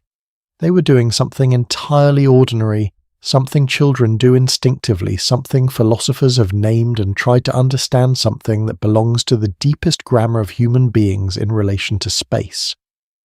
They were making Geborgenheit in extreme circumstances. The Jesuit priest in Tudor England walled into a tiny chamber. While soldiers searched the floors above him, he was doing what frightened humans have always done, making a space small enough to be known, finding the enclosed corner in a world that had become terrifyingly open and exposed. The family on the Underground Railroad pressed into a crawl space beneath a Pennsylvania farmhouse, while horses moved in the yard above the same impulse, the same reduction of the terrifying world to a space that could be held in the mind, contained, understood. Anne Frank describing the 13 months in the secret annex not only as confinement, but as a place where she became in certain quiet hours most fully herself, writing the diary that would outlast everything in a space barely larger than a large closet. The philosopher's cosmos in a room above a canal. Even the Cold War family digging their backyard shelter in suburban Ohio, the father working on weekends with a rented pneumatic drill, they were not primarily military strategists. They were parents who had looked at a world that felt out of control and done the thing that humans do when they feel that way, made a room. A small known space. An argument built in concrete that there was a place where their family would be together when everything else had fallen apart. The terror changes across the centuries. The architecture of the response is remarkably consistent. But I want to push further than the psychology of safety because I think that is only half the story. There is another kind of hidden room in the historical record, one that is not about protection at all. Not the priest hole or the Underground Railroad cellar or the Cold War shelter, but the hidden bar behind the fireplace, the hermit's grotto in the aristocratic garden, the speakeasy behind the bookshelf, the oubliette in its terrible inversion. These rooms are not about shelter. They are about something else, the desire to own a portion of the world that is not subject to the rules of the visible world. To have a space where different things are possible than the space outside it, where the law does not quite reach, where the self can act without being seen, without being judged, without having to perform the version of itself that the world outside requires. There is something both liberating and unsettling about this. Liberating because every human being needs some portion of existence that is not public, some private theatre in which the inner life can move freely without an audience. Psychologists now understand that excessive transparency, the impossibility of concealment, is not healthy. It produces anxiety and self-suppression rather than authenticity. The secret space used well is not the opposite of the self, it is where the self breathes, unsettling because the same impulse that hides the priest hole can hide the oubliette. The same desire for an unwatched space that built the speakeasy also built the torture room. The architecture of concealment is morally neutral. What we do inside it is not. This is, I think, the most honest thing that can be said about hidden rooms. They are neither inherently noble nor inherently dark. They are an amplifier. They take whatever is brought to them, fear, courage, grief, cruelty, creativity, love, desperation, and they give it a space in which to exist without interference. What comes out of a hidden room reflects entirely what was carried into it. I want to end with a thought about time. Every hidden room we have explored in this series existed first in someone's present tense. The carpenter Nicholas Owen built his priest holes as urgently practical solutions to an immediate crisis. The family who sealed their Cold War shelter in the 1960s did it because the threat felt real and imminent, not because they wanted to leave a historical artifact for a researcher to find 3 generations later. And yet, that is exactly what happened. Time moved. The crisis passed, or the family moved, or the house changed hands, or the world shifted underneath the urgency and left the room where it was, and the room waited. This is what I find most remarkable about hidden rooms after everything we've looked at together. They are by definition the most deliberately invisible things that human beings make, designed to be unseen, unknown, unrecorded. And yet, they are the things that last. Ordinary rooms get renovated, replastered, rebuilt. The hidden room, precisely because nobody knows it, is the one that stays. It waits in its darkness, preserving intact the moment of its making, until someone follows a draft behind a bathroom mirror, or pulls back a wall panel, or opens a tin suitcase in a basement ceiling. The hidden room is the most durable thing a human being can make because it is the one thing that the ordinary course of time has no reason to disturb. What seems like the act of concealment is in the very long run an act of preservation. The priest who hid in the walls of Harvington Hall was not trying to leave evidence for 21st century visitors, but the room he hid in is still there, intact, ready. The man who chained his political enemy to a pillar in the dungeon of Chillon in 1530 was not thinking about a groove in the stone becoming a tourist destination, visited by 400,000 people a year. But the groove is there, worn by feet that have been still for nearly 5 centuries. The parents who stocked their backyard shelter with canned goods and a chemical toilet, and somewhere in the corner a stack of paperback novels, they were not composing a portrait of a particular kind of mid-century American fear. But the portrait is there, sealed under the garden, waiting for whoever lifts the hatch. All of these people were just trying to get through their moment. The room they built to help them do that outlasted the moment entirely. So here at the end is what I think hidden rooms tell us about ourselves. They tell us that we are creatures for whom safety is not only physical but spatial. We do not just need to be safe. We need to be somewhere safe, a particular bounded piece of the world that contains us rather than the other way around. They tell us that we have always lived in environments that felt at some level uncontrollable. The specific threat has changed: religious persecution, political violence, nuclear annihilation, the ordinary uncertainty of life with savings that need to be hidden somewhere. But the underlying condition is constant. The world is larger and less manageable than any individual can fully hold, and part of being human is the ongoing project of carving from it a space that feels even briefly like ours. They tell us that secrets are not an aberration. They are architecture. The hidden room is a built secret, a secret that has been given walls and a floor and a door that opens from one side only. It is the material form of the human need to own something that the world cannot see, cannot regulate, cannot take. And they tell us finally something that I think is quietly hopeful. Every hidden room that has been found, every priest hole opened by a visitor's hand, every speakeasy's wine cellar revealed to the light, every bones in the basement mystery explained by patient research, is a conversation that was sealed and has now been opened. A message sent across time from someone who was afraid or desperate or creative or cruel or simply trying to keep their savings dry. We have been finding these rooms for as long as there have been rooms to find, and in the finding we do something important. We take the sealed thing and we turn it back into a story. We restore the hidden room to the world of visible things. We make the private briefly public. We say someone was here. Someone felt something strongly enough to build a room for it. Someone wanted this to stay hidden forever. But you found it, and now you know. Thank you for spending this time with me, and with all the people who built their secrets into stone. This is the kind of history that tends to stay with you, not as facts to be memorized, but as a feeling. A slight shift in how you look at old buildings, old walls, old houses with extra corners that do not quite make architectural sense. a wondering, a half attention that was not there before. I hope you carry that with you.